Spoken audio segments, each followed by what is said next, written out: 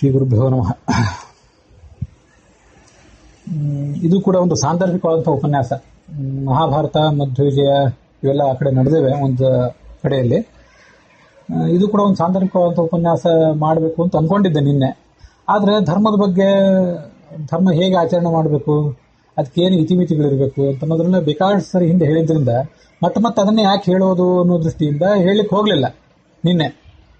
ವಸ್ತುತಃ ಈ ಸತ್ಯಪ್ರಜ್ಞ ಸ್ವಾಮಿಗಳ 120ನೇ ವರ್ಷದ ನಿಮಿತ್ತವಾಗಿ ಏನು ಸ್ಮರಣ ಸಂಚಿಕೆ ಬರೋದಿದೆ, ಅಲ್ಲಿ ಧರ್ಮೋ ರಕ್ಷತಿ ರಕ್ಷಿತಃ, ಧರ್ಮವನ್ನು ನಾವು ಕಾಪಾಡಿದರೆ ಅದು ನಮ್ಮನ್ನು ಕಾಪಾಡ್ತದೆ ಅಂತಲೇ ಒಂದು ಲೇಖನ ಬರೆದಿದ್ದೆ. ಅದನ್ನು ನನ್ನ ಸಹೋದರ ವೀರನಾರಾಯಣಾಚಾರ್ಯರು ಹೇಳುವಾಗ, ಹೆಣ್ಮಕ್ಳಿಗೆ ಧರ್ಮದ ಬಗ್ಗೆ ವಿಪರೀತ ಕಲ್ಪನೆಗಳಿವೆ, ಅಂಥ ಎಲ್ಲ ಭ್ರಾಂತಿಗಳು ಅವರಿಗೆ ಹೋಗಬೇಕು, ಆ ಥರದ ಒಂದು ಲೇಖನ ಬರೀ ಅಂತಲೇ ಹೇಳಿದ್ರು ನನಗೆ ನಮ್ಮ ತಮ್ಮ. ಆದರೆ ಲೇಖನಕ್ಕೆ ಯಾವಾಗಲೂ ಒಂದು ಇತಿಮಿತಿ ಇರ್ತದೆ, ನಿಮಗೆ ಗೊತ್ತು. ಇವತ್ತು ನಾನೀಗ ಏನು ಮಾತಾಡ್ತಿದ್ದೀನಲ್ಲ, ಇದು ಧ್ವನಿ ಮುದ್ರಣ ಆಗ್ತದೆ, ಒಂದು 4-8 ಗಂಟೆಗೆ ಹೋಗ್ತದೆ. ಬೇಡ ಅಂದರೆ ಇದನ್ನು ಡಿಲೀಟ್ ಮಾಡಿಬಿಡ್ಬೋದು. ಆದರೆ ಅದು ಒಂದು ಲೇಖನ ಅಂತ ಬರೆದು ಬಿಟ್ಟರೆ ಅದು ಎಲ್ಲ ಕಡೆ ಪ್ರಸಾರ ಆಗಿಬಿಡ್ತದೆ. ಮತ್ತು ಲೇಖನದಲ್ಲಿ ಕೆಲವು ವಿಷಯಗಳನ್ನು ಹೇಳಲಿಕ್ಕೆ ಬರೋದಿಲ್ಲ. ಲೇಖನಕ್ಕೊಂದು ನಿರ್ದಿಷ್ಟವಾದಂಥ ರೂಪ ಇರಬೇಕಾಗ್ತದೆ, ಒಂದು ಫಾರ್ಮಲ್ ಶೇಪ್ ಇರಬೇಕಾಗ್ತದೆ ಲೇಖನಕ್ಕೆ. ಆದ್ದರಿಂದ ಕೆಲವು ವಿಷಯಗಳನ್ನು ಅಲ್ಲಿ ಹೇಳಲಿಕ್ಕಾಗೋದಿಲ್ಲ. ಇದು ನಾವು ಗಂಭೀರವಾದ ಪ್ರವಚನ ಏನಲ್ಲ, ಒಂದು ರೀತಿ ಒಂದು ಸಂವಾದ ಒಂದು ರೀತಿಯಾದ ಧಾರ್ಮಿಕ ಹರಟೆ ಅಂತ ಹಿಂಗೆ ಇದಕ್ಕೆ ರೂಪ ಕೊಟ್ಟರೂ ಕೂಡ ಇದರಲ್ಲಿ ಕೆಲವು ವಿಷಯಗಳನ್ನು ನಾನು ಹೇಳಿದರೂ ಏನು ಸಮಸ್ಯೆ ಆಗಲಿಕ್ಕಿಲ್ಲ. ಅದರಿಂದ ಇದನ್ನು ನಿನ್ನೆನೇ ಹೇಳಬೇಕು ಅಂತಿದ್ದೆ, ನಿನ್ನೆ ಹೇಳಲಿಕ್ಕೆ ಆಗಲಿಲ್ಲ. ಇವತ್ತಾದರೂ ಅದನ್ನು ಹೇಳಬೇಕು ಅಂತ ಬೆಳಿಗ್ಗೆಯಿಂದ ಮನಸ್ಸನ್ನು ಇಟ್ಕೊಂಡು ಕೂತಿದ್ದೇನೆ. ಧರ್ಮೋ ರಕ್ಷತಿ ರಕ್ಷಿತಃ ಅಂಥೇಳಿ ಬಹಳ ಖ್ಯಾತವಾದಂಥ ಒಂದು ಹೇಳಿಕೆ ಅದು ನಮ್ಮಲ್ಲಿ. ಧರ್ಮವನ್ನು ನಾವು ಕಾಪಾಡಿದರೆ ಧರ್ಮವು ಕೂಡ ನಮ್ಮನ್ನು ಕಾಪಾಡ್ತದೆ ಅನ್ನುವಂಥ ಮಾತನ್ನು ನಾವು ಕೇಳ್ತೀವಿ. ಧರ್ಮ ಅಂದರೆ ಏನು, ಅದ್ರ ಬಗ್ಗೆ ಬೇಕಾದಷ್ಟು ಬಾರಿ ನಾವು ಜಿಜ್ಞಾಸೆ ಮಾಡಿ ಆಗಿದೆ. ಧರ್ಮ ಅಂದರೆ ಒಂದೊಂದು ದೇಶದಲ್ಲಿ, ಒಂದೊಂದು ಸಮಾಜದಲ್ಲಿ, ಒಂದೊಂದು ಮತ, ಒಂದೊಂದು ಪಂಥ, ಧರ್ಮದ ಬಗ್ಗೆ ಬೇರೆ ಬೇರೆ ರೀತಿಯಾದಂಥ ಒಂದು ನಿರೂಪಣೆ ಅವರು ಮಾಡ್ತಾರೆ. ಧರ್ಮ ಅಂದರೆ ಏನು ಅನ್ನೋದ್ರ ಬಗ್ಗೆ ಅದು ಬೇರೆಯವ್ರದ್ದೇನೇ ಇರಲಿ, ನಾವು ಧರ್ಮ ಅಂತಂದರೆ ಜ್ಞಾನ ಮತ್ತು ಕರ್ಮಗಳ ಒಂದು ಸಮ್ಮಿಶ್ರಣ, ಇದನ್ನು ಧರ್ಮ ಅಂತ ಹೇಳ್ತೀವಿ ನಮ್ಮಲ್ಲಿ. ಅದೇ ಉಚಿತ. ಜ್ಞಾನ ಮತ್ತು ಕರ್ಮಗಳ ಯಥೋಚಿತವಾದಂಥ ಸೂಕ್ತವಾದಂಥ ಒಂದು ಸಮ್ಮಿಶ್ರಣ, ಅದನ್ನು ಆಚರಣೆ ಮಾಡೋದೇನಿದೆಯಲ್ಲ ನಮ್ಮ ಜೀವಮಾನದಲ್ಲಿ ತರೋದು. ಜ್ಞಾನ ಅಂದರೆ ಶ್ರವಣ, ಮನನ, ನಿಧಿಧ್ಯಾಸನ, ಇದಕ್ಕಾಗಿ ಪ್ರಯತ್ನ ಪಡೋದು, ಮತ್ತು ಜ್ಞಾನಪೂರ್ವಕವಾಗಿ ಕರ್ಮ ಮಾಡೋದು. ಇದನ್ನೆಲ್ಲವನ್ನು ಕೂಡ ಒಟ್ಟಾರೆಯಾಗಿ ಧರ್ಮ ಅಂತ ನಾವು ನಮ್ಮಲ್ಲಿ ಕರಿಬಹುದು. ಭಗವದ್ಗೀತಾದಲ್ಲಿ ಮತ್ತು ಬೇರೆ ಕಡೆ ಅನೇಕ ಕಡೆ ಬಂದಿದೆ, ಸ್ವಧರ್ಮೇ ನಿಧನಂ ಶ್ರೇಯ ಪರಧರ್ಮೋ ಭಯಾವಹ. ಮನುಷ್ಯ ಏನಾದರೂ ತನ್ನ ಧರ್ಮವನ್ನು ಬಿಡಬಾರ್ದು, ಪರಧರ್ಮವನ್ನು ಆಚರಣೆ ಮಾಡಬಾರ್ದು. ಅದಕ್ಕೆ ತನ್ನ ಧರ್ಮವನ್ನು ಆಚರಣೆ ಮಾಡಿದ್ದರಿಂದ ಅವನಿಗೆ ಸ್ಥಾನ, ಮಾನ, ಧನ ಇದು ಯಾವುದೂ ಸಿಗದೆ ಹೋಗ್ಬೋದು, ಅಥವಾ ಸೀಮಿತವಾಗಿ ಸಿಗಬಹುದು. ಅದರ ಬಗ್ಗೆ ಎಲ್ಲ ಮನುಷ್ಯ ತಲೆ ಕೆಡಿಸ್ಕೋಬಾರ್ದು. ಅವನು ತನ್ನ ಧರ್ಮವನ್ನು ಆಚರಣೆ ಮಾಡೋದರಲ್ಲೇ ನಿಷ್ಠನಾಗಿರಬೇಕು. ಹಾಗೆ ಜ್ಞಾನದ ಬಗ್ಗೆ ಕೂಡ ಬೇಕಾದಷ್ಟು ಕಡೆ ಬಂದಿದೆ. ನಹಿ ಜ್ಞಾನೇನ ಸದೃಶಂ ಪವಿತ್ರ ಮಿಹ ವಿದ್ಯತೆ. ಜ್ಞಾನಕ್ಕೆ ಸದೃಶವಾದಂಥದ್ದು, ಶ್ರೇಷ್ಠವಾದಂಥ ಸಂಗತಿ ಎಲ್ಲೂ ಇಲ್ಲ. ಜ್ಞಾನಿ ಪ್ರಿಯತಮಃ ಅಥೋಮೇ, ಜ್ಞಾನಿ ನನಗೆ ಬಹಳ ಪ್ರಿಯತಮನಾಗಿದ್ದಾನೆ. ಜ್ಞಾನೀತು ಆತ್ಮೈವ ಮೇ ಮತಂ, ಜ್ಞಾನಿ ನನ್ನ ಆತ್ಮವೇ ಆಗಿದ್ದಾನೆ ಅಂತ ಭಗವದ್ಗೀತಾದಲ್ಲಿ ಕೃಷ್ಣ ಅನೇಕ ಕಡೆ ಹೇಳ್ತಾನೆ. ಆದರೆ ಇಷ್ಟೆಲ್ಲ ಇದ್ರೂ ಕೂಡ ನಮ್ಮ ಸಮಾಜದಲ್ಲಿ ಮತ್ತು ಬೇರೆ ಸಮಾಜದಲ್ಲೂ ಕೂಡ, ಜಗತ್ತಿನ ಎಲ್ಲ ಧರ್ಮಗಳು, ಇಸ್ಲಾಮು, ಕ್ರಿಶ್ಚಿಯಾನಿಟಿ ಮತ್ತು ಲಿಂಗಾಯತರು, ಜೈನರು, ಬೌದ್ಧರು, ನಾವು ಬ್ರಾಹ್ಮಣರು, ಬ್ರಾಹ್ಮಣರಲ್ಲಿ ಅದ್ವೈತಿಗಳು, ವಿಶಿಷ್ಟಾದ್ವೈತಿಗಳು, ದ್ವೈತಿಗಳು, ಎಲ್ಲರನ್ನೂ ಸಮೀಪದಿಂದ ನೋಡಿದ್ದೇನೆ. ಅದಕ್ಕೆ ಸಂಬಂಧಪಟ್ಟಂಥ ಕುರಾನು, ಬೈಬಲ್ಲು ಇವುಗಳನ್ನೆಲ್ಲ ಓದಿದ್ದೇನೆ. ಜನ ಹೇಗೆ ಧರ್ಮಾಚರಣೆ ಮಾಡ್ತಾರೆ, ಯಾವುದಕ್ಕೆ ಒತ್ತು ಕೊಡ್ತಾರೆ, ಯಾವುದನ್ನು ಕೆಳಗೆ ತಳ್ಳುತ್ತಾರೆ ಅಂತನ್ನೋದನ್ನು ನಾನು ನೋಡಿದ್ದೀನಿ. ನೀವು ಎಲ್ಲರೂ ನೋಡೇ ಇರ್ತೀರಿ. ಬಹುತೇಕ ಜನರಿಗೆ ತಮ್ಮ ಸುತ್ತಮುತ್ತಲಿರುವಂಥ ಜನರನ್ನು ನೋಡ್ತಾ ಇದ್ದರೆ ಜನ ಹೇಗೆ ಬದುಕ್ತಾರೆ ಅನ್ನೋದು ಗೊತ್ತಾಗೇ ಬಿಡ್ತದೆ. ಅದರಿಂದ ಜ್ಞಾನಕ್ಕೆ ಕೊಡಬೇಕಾದಂಥ ಮಹತ್ವವನ್ನು ಸ್ವಲ್ಪ ಕಡೆಗಣಿಸಿ, ಕರ್ಮ, ಧರ್ಮದ ಹೊರ ಚೌಕಟ್ಟೇನಿದೆಯಲ್ಲ, ಹೊರಗಿನ ಒಂದು ಕವಚ, ಅದರ ಬಗ್ಗೆ ಹೆಚ್ಚು ಶ್ರದ್ಧೆ, ಅದನ್ನು ಮಾಡೋದ್ರಲ್ಲಿ ಹೆಚ್ಚಿನ ಉತ್ಸಾಹ, ಜನ ಇದನ್ನು ತೋರಿಸ್ತಾ ಇದ್ದಾರೆ. ಅದರ ಬಗ್ಗೆ ಇರುವಂಥ ಕೆಲವು ತಪ್ಪು ತಿಳುವಳಿಕೆಗಳು, ಅವೆಲ್ಲ ತಪ್ಪು ತಿಳುವಳಿಕೆ ಅಂತ ನಾನು ಅಂತೀನಿ. ಕೆಲವರಿಗೆ ಅವೇ ಸರಿ ತಿಳುವಳಿಕೆಗಳಾಗಿರ್ಬೋದು. ಆದ್ರೂ ಹೇಳೋದು ನಾನು ಹೇಳಿಬಿಡ್ತೇನೆ. ನನ್ನ ಉದ್ದೇಶ ಇಷ್ಟು. ಅಪನಾ ಡೋಲ್ ಬಜಾವೋ ಅಂತಾರೆ ಹಿಂದಿಯಲ್ಲಿ. ನಮ್ಮ ಕೈಯಲ್ಲಿ ನಗಾರಿ ಇದೆ, ಡೋಲ್ ಇದೆ, ಅದನ್ನು ಬಾರಿಸಿ ಬಿಡ್ತೀವಿ. ಯಾರು ಕೇಳೋರು ಕೇಳ್ತಾರೆ, ಇಲ್ಲದೆ ಇದ್ದವರು ಇಲ್ಲ. ಯಥಾವತ್ ಕರ್ಮಕರ್ತುಸ್ತು ಜ್ಞಾನ ಸಹಾಯಕಾರಕಂ ಅನ್ಯಥಾ ಕುರುವತಃ ಕರ್ಮ ನಿರಯಾಯ ಭವಿಷ್ಯತಿ. ಇದು ಭಾಗವತ್ ತಾತ್ಪರ್ಯದಲ್ಲಿ ಆಚಾರ್ಯರು ಉಲ್ಲೇಖ ಮಾಡಿದಂಥ ಕರ್ಮ ಮತ್ತು ಜ್ಞಾನಗಳ ಬಗ್ಗಿನ ಒಂದು ಶ್ಲೋಕ. ಸರಿಯಾಗಿ ಕರ್ಮ ಮಾಡಿದರೆ ಅದು ಜ್ಞಾನಕ್ಕೆ ಸಹಾಯಕ ಆಗ್ತದೆ, ಜ್ಞಾನವನ್ನು ಹೆಚ್ಚಿಸ್ತದೆ. ಕರ್ಮವನ್ನು ಬೇಕಾಬಿಟ್ಟಿ ಮಾಡಿದರೆ ಅಜ್ಞಾನಪೂರ್ವಕ ಕರ್ಮ ಮಾಡೋದು ಮತ್ತೆ ತಪ್ಪಾಗಿ ಕರ್ಮ ಮಾಡೋದು ಇದೆಲ್ಲ ನರಕಕ್ಕೆ ಕಾರಣ. ಹೀಗೆ ಕರ್ಮ ಅಂತ ಅನ್ನೋದು ಜ್ಞಾನಕ್ಕೆ ಸಾಧನ. ತಥಾಪಿ ಕರ್ಮನಿಂದಂತೆ ನಯತಃ ಕರ್ತುಮಂಜಸ ಶಕ್ಯಂ ಬಹು ಜ್ಞಾನಫಲಸ್ಯಾಪಿ ಬಹುತ್ವಾನ್ ಮೋಹನಾಯವ. ಜ್ಞಾನ ಈ ಕರ್ಮ ಅಂತ ಅನ್ನೋದು ಜ್ಞಾನಕ್ಕೆ ಸಾಧನ ಆಗಿದ್ರೂ ಕೂಡ ಕೆಲವು ಕಡೆ ಕರ್ಮವನ್ನ ಮಾಡಬೇಡ್ರಿ ಅಂತ ನಿಂದನೆ ಮಾಡಿದ ಹಾಗೆ ಕಾಣಿಸ್ತದೆ. ಕೆಲವು ಕಡೆ ಶಾಸ್ತ್ರದಲ್ಲಿ ಕರ್ಮವನ್ನ ತುಚ್ಛೀಕರಣ ಮಾಡಿದಂಗೆ ಕಾಣಿಸ್ತಿರ್ತದೆ. ಅದು ಯಾಕೆ ಹಾಗೆ ಮಾಡ್ತಾರೆ ಅಂತಂದ್ರೆ ನಯತಃ ಕರ್ತುಮಂಜಸ ಶಕ್ಯಂ. ಯಾರಿಗೂ ಕೂಡ ತಮ್ಮ ಯೋಗ್ಯತಾನುಸಾರವಾಗಿ ಪ್ರಯತ್ನ ಪಟ್ಟರೂ ಕರ್ಮವನ್ನ ಪರಿಪೂರ್ಣವಾಗಿ ಮಾಡೋದು ಸಾಧ್ಯವಿಲ್ಲ. ತಾವೆಷ್ಟು ಜ್ಞಾನವನ್ನು ಅವರ ಯೋಗ್ಯತಾನುಸಾರವಾಗಿ ಆಯಾ ವ್ಯಕ್ತಿಗಳು ಎಷ್ಟೆಷ್ಟು ಜ್ಞಾನವನ್ನು ಸಂಪಾದನೆ ಮಾಡಬಲ್ಲರೋ, ಜ್ಞಾನಕ್ಕಾಗಿ ಸಮಯ, ದೈಹಿಕ ಶ್ರಮ, ಮಾನಸಿಕ ಶ್ರಮವನ್ನು ವಿನಿಯೋಗಿಸಿದರೆ ಎಷ್ಟು ಅವರು ಯಶಸ್ಸು ಕಾಣ್ತಾರೋ ಅಷ್ಟು ದೈಹಿಕ ಬಲ, ಮನೋಬಲವನ್ನ, ಸಮಯವನ್ನ ಈ ಕರ್ಮದ ಕಡೆಗೆ ವಿನಿಯೋಗಿಸಿದ್ರು ಕೂಡ ಕರ್ಮವನ್ನು ಪೂರ್ಣವಾಗಿ ಮಾಡಲಿಕ್ಕೆ ಸಾಧ್ಯ ಇಲ್ಲ. ಜ್ಞಾನ ಮಾರ್ಗದಲ್ಲಿ ವ್ಯಕ್ತಿಗೆ ಯಶಸ್ಸು ಹೆಚ್ಚು, ಕರ್ಮ ಮಾರ್ಗದಲ್ಲಿ ಯಶಸ್ಸು ಕಡಿಮೆ. ಕರ್ಮವನ್ನು ಪೂರ್ಣವಾಗಿ ಮಾಡಲಿಕ್ಕೆ ಯಾರಿಗೂ ಸಾಧ್ಯವಿಲ್ಲ. ಜ್ಞಾನ ಫಲಸ್ಯ ಬಹುತ್ವಾತ್. ಮತ್ತು ಜ್ಞಾನದಿಂದ ಬರುವಂತಹ ಫಲ ಏನಿದೆ ಅದು ದೊಡ್ಡದು, ಕರ್ಮದಿಂದ ಬರುವಂತಹ ಫಲ ಕಡಿಮೆ ಅನ್ನೋ ದೃಷ್ಟಿಯಿಂದ ಕರ್ಮವನ್ನು ಕೆಲವು ಕಡೆ ತುಚ್ಛೀಕರಿಸ್ತಾರೆ ಶಾಸ್ತ್ರದಲ್ಲಿ. ಯಾಕೆ ತುಚ್ಛೀಕರಿಸ್ತಾರೆ ಅನ್ನೋದನ್ನ ಭಾಗವತ ತಾತ್ಪರ್ಯದಲ್ಲಿ ಆಚಾರ್ಯರು ಈ ಶ್ಲೋಕ ಕೊಟ್ಟು ಹೇಳ್ತಾರೆ. ಮತ್ತೆ ಭಗವದ್ಗೀತಾದಲ್ಲೂ ಕೂಡ ಈ ಮಾತಿದೆ, ಶ್ರೇಯಾನ್ ದ್ರವ್ಯಮಯಾಜ್ಞಾತ್ ಜ್ಞಾನ ಯಜ್ಞ ಪರಂತಪ. ದ್ರವ್ಯ ಯಜ್ಞ, ತುಪ್ಪ, ಚರು ಇತ್ಯಾದಿ ಸಾಮಗ್ರಿಗಳನ್ನು ಇಟ್ಕೊಂಡು ಭೌತಿಕವಾಗಿ ನಾವು ಮಾಡುವಂತಹ ಯಜ್ಞ ಇದೆಯಲ್ಲ, ಈ ಎಲ್ಲ ಯಜ್ಞಕ್ಕಿಂತ ಜ್ಞಾನ ಯಜ್ಞ ಅಂತ ಅನ್ನೋದು ಹೆಚ್ಚಿನದು ಅಂತ ಭಗವದ್ಗೀತಾದಲ್ಲೂ ಕೂಡ ಕೃಷ್ಣ ಹೇಳ್ತಾನೆ.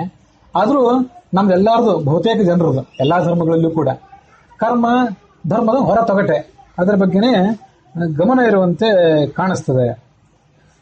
ಮತ್ತೆ ಬ್ರಹ್ಮಸೂತ್ರ ಭಾಷ್ಯದಲ್ಲಿ ಆಚಾರ್ಯ ಉಲ್ಲೇಖ ಮಾಡಿದಂತಹ ಒಂದು ಶ್ಲೋಕನೂ ನಂಗೆ ನೆನಪಿಗೆ ಬರ್ತದೆ. ಭಗವಂತ ಪ್ರಸನ್ನನಾಗ್ತಾನಲ್ಲ, ಆ ಭಗವಂತನಿಗೆ ಸಂಪ್ರೀತಿ ಕರ್ಮದಿಂದ ಕಡಿಮೆ ಆಗ್ತದೆ. ಕರ್ಮಣಾತು ಅಧಮ ಪ್ರೋಕ್ತ ಪ್ರಸಾದ ಶಮಣಾದಿಭಿ ಮಧ್ಯಮ. ಕರ್ಮಾಚರಣೆ ಮನುಷ್ಯ ಮಾಡಿದರೆ ಅದರಿಂದ ಭಗವಂತ ಪ್ರೀತನಾಗ್ತಾನೆ ಇಲ್ಲ ಅಂತಲ್ಲ, ಆದರೆ ಕಡಿಮೆ ಪ್ರೀತನಾಗ್ತಾನೆ.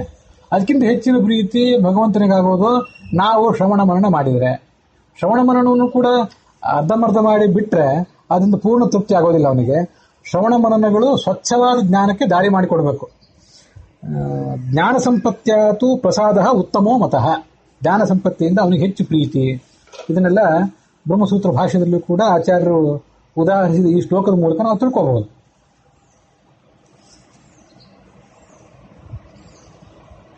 ಜ್ಞಾನ, ಭಕ್ತಿ ಇವುಗಳೆಲ್ಲ ಏನಿವೆಯಲ್ಲ, ಇದು ಒಂದು ರೀತಿ ಮೆಟ್ಟಿಲುಗಳಿದ್ದಂತೆ. ಮೊದಲು ಒಂದು ಸ್ವಲ್ಪ ಜ್ಞಾನ, ಅಸ್ಪಷ್ಟವಾದ ಏನೋ ತಿಳುವಳಿಕೆ, ಆ ತಿಳುವಳಿಕೆ ಮೂಲಕ ಸ್ವಲ್ಪ ಏನೋ ಕರ್ಮ ಮಾಡ್ತೀವಿ, ಅದರಿಂದ ಸ್ವಲ್ಪ ಭಕ್ತಿ ಹೆಚ್ಚಾಗ್ತದೆ. ಭಕ್ತಿ ಹೆಚ್ಚಾದಂತೆ ಮತ್ತೆ ಹೆಚ್ಚಿನ ಜ್ಞಾನ, ಹೆಚ್ಚು ಹೆಚ್ಚು ಶ್ರವಣ ಮಾಡಬೇಕು, ಹೆಚ್ಚು ಹೆಚ್ಚು ಮನನ ಮಾಡಬೇಕು ಅಂತ ಮನುಷ್ಯನಿಗೆ ಒಂದು ಆಸಕ್ತಿ ಹುಟ್ಟಿ ಜ್ಞಾನ ಭಕ್ತಿ, ಜ್ಞಾನ ಭಕ್ತಿ, ಜ್ಞಾನ ಕರ್ಮ ಭಕ್ತಿ, ಜ್ಞಾನ ಕರ್ಮ ಭಕ್ತಿ, ಹೀಗೆ ಇವೇ ಮೂರರ ಮೆಟ್ಟಿಲುಗಳನ್ನು ಆತ ಏರ್ತಾ ಹೋಗಿ ಕೊನೆಗೆ ಸಾಧನೆಯ ಶಿಖರವನ್ನು ಆತ ಏರಬಹುದು. ಇದು ನಾವು ಜ್ಞಾನ ಕರ್ಮ ಇದ್ರ ಬಗ್ಗೆ ತಿಳಿದಿರಬೇಕಾದಂತಹ ಕೆಲವು ಸಂಗತಿಗಳು.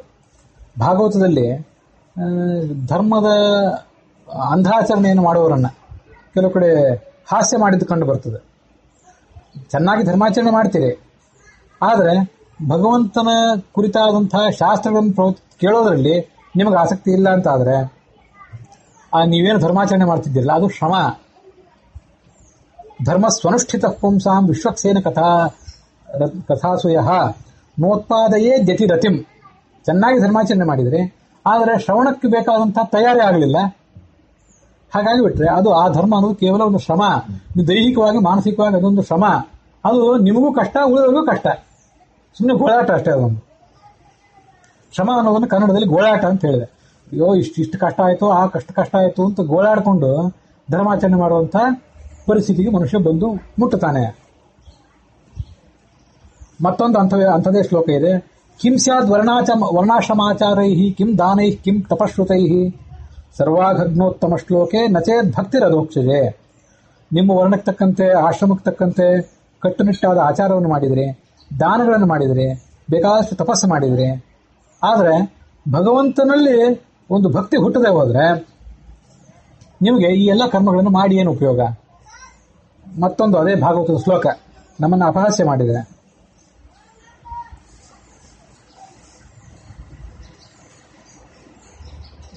ಇದು ಸಾಮಾನ್ಯವಾಗಿ ಜ್ಞಾನ, ಭಕ್ತಿ, ಕರ್ಮ ಇದ್ರ ಕುರಿತಾದಂಥ ಒಂದಿಷ್ಟು ವಿವರಣೆ ಆಯಿತು. ಕೆಲವು ಸಂಗತಿಗಳನ್ನ ನೇರವಾಗಿ ಹೇಳಬೇಕು ಅಂತಲೇ ಈಗ ಅಪೇಕ್ಷೆ ಪಡ್ತೇನೆ. ಇಲ್ಲಿ ನೋಡ್ರಿ, ನಾವೇನು ಧರ್ಮಾಚರಣೆ ಮಾಡ್ತೇವಲ್ಲ, ಧರ್ಮಾಚರಣೆ ಇರಲಿ ಅಥವಾ ಮತ್ತೊಂದು ಯಾವುದೇ ಸಾಮಾಜಿಕ ಆಚರಣೆ ಇರಲಿ, ನಾವು ಮಾಡುವಂಥ ಪ್ರತಿಯೊಂದು ಕೆಲಸನೂ ಮತ್ತೊಬ್ಬರ ಮೇಲೆ ಪರಿಣಾಮ ಬೀರ್ತಾ ಹೋಗ್ತದೆ. ನಮ್ಮನ್ನು ನೋಡಿ ಉಳಿದವರು ಕಲಿತಾರೆ. ವಿಶೇಷವಾಗಿ ನಮ್ಗಿಂತ ಕಡಿಮೆ ಜ್ಞಾನ ಇದ್ದವರು ಅಥವಾ ನಮ್ಮ ಮುಂದಿನ ಪೀಳಿಗೆಯವರು ಅದನ್ನು ಕಲಿತಾ ಹೋಗ್ತಾರೆ. ಹಾಗಿದ್ದಾಗ ನಾವು ಕಣ್ಣು ಮುಚ್ಚಿಕೊಂಡು ಧರ್ಮಾಚರಣೆ ಮಾಡುವಂತಿಲ್ಲ. ನಾವು ಯಾವ ಧರ್ಮಾಚರಣೆ ಮಾಡಿದ್ರಿಂದ ನಮ್ಮ ಸುತ್ತಮುತ್ತಲಿರುವಂಥ ಜನರ ಮೇಲೆ ಏನು ಪರಿಣಾಮ ಆದಿತ್ತು, ನಾಳೆ ನಮ್ಮ ಮುಂದಿನ ಪೀಳಿಗೆಗಳು ನಿಜವಾದ ಅರ್ಥದಲ್ಲಿ, ಸ್ವಚ್ಛವಾದ ಅರ್ಥದಲ್ಲಿ ಧಾರ್ಮಿಕರಾಗಿ ಉಳಿಬೇಕಲ್ಲ. ಹಾಗೆ ಉಳಿಸ್ಬೇಕಾದ ಜವಾಬ್ದಾರಿಯೆಲ್ಲ ನಮ್ಮ ಮೇಲಿದೆ. ಆದರೆ ನನಗನ್ಸೋದು, ಇವತ್ತೇ ನಾವು ಧರ್ಮಾಚರಣೆ ಮಾಡ್ತಿದ್ದೀವಲ್ಲ, ಇದನ್ನ ನಮ್ಮ ಮಕ್ಕಳು, ಮೊಮ್ಮಕ್ಕಳು, ಮರಿಮಕ್ಕಳು ಇಂಥವ್ರೆಲ್ಲ ನೋಡಿದರೆ ನಮ್ಮ ಗೋಳಾಟ, ನಮ್ಮ ಆರ್ಭಟ, ಧರ್ಮ ಸಲುವಾಗಿ ನಾವು ಪಡೋ ಕಷ್ಟ ಇದನ್ನೆಲ್ಲ ನೋಡಿದರೆ ಇಷ್ಟೆಲ್ಲ ಕಷ್ಟಪಟ್ಟು ಯಾಕೆ ಧರ್ಮಾಚರಣೆ ಮಾಡಬೇಕು? ಇಷ್ಟು ಕಿರಿಕಿರಿ ಯಾಕೆ ನಾವು ಮಾಡ್ಕೋಬೇಕು? ಇನ್ನೊಬ್ರಿಗೆ ಯಾಕೆ ಕಿರಿಕಿರಿ ಮಾಡಬೇಕು ಅಂತ ಅವರಿಗೆ ಮನಸ್ಸಿನಲ್ಲಿ ಏನಾದರೂ ಬಂದರೆ ಅದಕ್ಕಿಂತ ದೊಡ್ಡ ಸಮಸ್ಯೆ ಮತ್ತೊಂದು ಯಾವುದೂ ಇಲ್ಲ. ಅವ್ರು ಮುಂದಿನವರನ್ನು ಬಿಡ್ತಾ ಹೋಗ್ತಾರೆ. ಮುಂದಿನವರ ದೃಷ್ಟಿಯಲ್ಲಿ ಸ್ವಚ್ಛವಾದಂಥ ಧರ್ಮದ ಪ್ರಜ್ಞೆಯನ್ನು ಉಳಿಸೋದು ನಮ್ದೊಂದು ಜವಾಬ್ದಾರಿ. ಇದೇನು ಲೇಖನ ಇದೆಯಲ್ಲ, ಈ ಸತ್ಯಪ್ರಜ್ಞ ಸ್ವಾಮಿಗಳ 120ನೇ ವರ್ಷದ ಸ್ಮರಣ ಸಂಚಿಕೆ, ಅದರಲ್ಲಿ ಬರೆದಂಥ ಈ ಇಂಗ್ಲಿಷ್ ಲೇಖನ, ಅದರಲ್ಲಿ ಒಂದು ಘಟನೆ ಉಲ್ಲೇಖ ಮಾಡಿದ್ದಾನೆ. ಅಂಥ ಘಟನೆಗಳನ್ನು, ಅದಕ್ಕೆ ಸಂಬಂಧಪಟ್ಟಂಥ ಮತ್ತು ಕೆಲವು ಘಟನೆಗಳನ್ನು ಪ್ರವಚನದಲ್ಲಿ ಸ್ವಲ್ಪ ಹೆಚ್ಚು ಫ್ರೀಯಾಗಿ ಹೇಳ್ಬಹುದೇನೋ ಅಂತ ಅನಿಸ್ತು ನನಗೆ. ಒಂದು ಮನೆಗೆ ಹೋಗಿದ್ದೆ. ಆ ಮನೆ ಯಜಮಾನ ತೀರ್ಕೊಂಡಿದ್ರು. 10ನೇ ದಿವಸ ಆ ಯಜಮಾನತಿ ತಲೆ ಬೋಳ್ಸೋ ದಿವಸ, ಅವತ್ತಿನ ದಿವಸ. ಈ ಯಾವ ಸಂಗತಿಗಳು ಕೂಡ ಸ್ವಲ್ಪನೂ ಕಲ್ಪನೆ ಮಾಡ್ಕೊಂಡಿದ್ದಲ್ಲ. ಎಲ್ಲ ನನ್ನ ಜೀವಮಾನದಲ್ಲಿ ನನ್ನ ಸುತ್ತಮುತ್ತಲು ನಾನು ನೋಡಿದ್ದನ್ನೇ ಹೇಳ್ತೇನೆ. 10ನೇ ದಿವಸ ತಲೆ ಬೋಳ್ಸುವಂಥ ಸಂದರ್ಭ. ತಲೆ ಬೋಳ್ಸೋ ಸಂದರ್ಭ ಬಂದಾಗ ಅಲ್ಲೊಬ್ರು ಯಾರೋ ವೈದಿಕರು ಬಂದು ಕೂತಿದ್ರು. ಇವತ್ತು ಅವರು ತಲೆ ಬೋಳಿಸ್ತಾರೋ ಇಲ್ಲೋ ಒಂದು 4-5 ಸರಿ ಅದೇ ಪ್ರಶ್ನೆ ಅವ್ರದ್ದು. ಅವರಿಗೆ ಆ ಬಂದ ವೈದಿಕರಿಗೆ, ಬಂದ ಆಚಾರ್ಯರಿಗೆ ತಲೆ ಬೋಳಿಸ್ತಾರೋ ಇಲ್ಲ ಹಂಗೆ ಉಳಿದು ಬಿಡ್ತಾರೋ ಅಂತ ಅದ್ರ ಬಗ್ಗೆ ಭಯಂಕರವಾದಂಥ ಒಂದು ಕುತೂಹಲ. ಕೊನೆಗೆ ಅಲ್ಲಿದ್ದವರೆಲ್ಲ ಬೋಳಿಸ್ತಾರ್ರಿ, ಹಜಾಮರಿಗೆ ಬರ್ಲಿಕ್ಕೆ ಹೇಳಿದ್ದೀವಿ, ಬರ್ತಾರೆ, ಈಗ ಅದೆಲ್ಲ ಆಗ್ತದೆ ಏರ್ಪಾಡು, ಯಾಕೆ ಹೆಚ್ಚು ತಲೆ ಕೆಡಿಸ್ಕೋತೀರಿ, ಅದ್ರ ಬಗ್ಗೆ ಯಾಕೆ ಹೆಚ್ಚು ಎನ್ಕ್ವೈರಿ ಮಾಡ್ತೀರಿ ಅಂತ ಅವ್ನು ಬೈದು ಸುಮ್ಮನೆ ಕೂಡ್ಸಿದ್ರು. ಅವರು ಬರ್ತಾರೋ ಇಲ್ಲೋ, ಹಜಾಮರು ಬರ್ತಾರೋ ಇಲ್ಲೋ, ತಲೆ ಬೋಳಿಸ್ತಾರೋ ಇಲ್ಲೋ ಅಂತ ಅವ್ರು ಏನು ಒಂದು ಕುತೂಹಲ ತೋರಿಸ್ತಿದ್ರಲ್ಲ, ಅದು ನನಗೆ ಇವತ್ತಿಗೂ ತಲೆ ಒಳಗೆ ಉಳಿದಿದೆ. ಆ ವಿಪರೀತವಾದ ಉತ್ಸಾಹ, ವಿಪರೀತವಾದಂಥ ಒಂದು ಆರ್ಭಟ ಅದ್ರ ಬಗ್ಗೆ, ಅದು ಮುಂದಿನ ಇನ್ನೂ ಭಯಂಕರ. ಇದನ್ನು ಕೇಳಿ.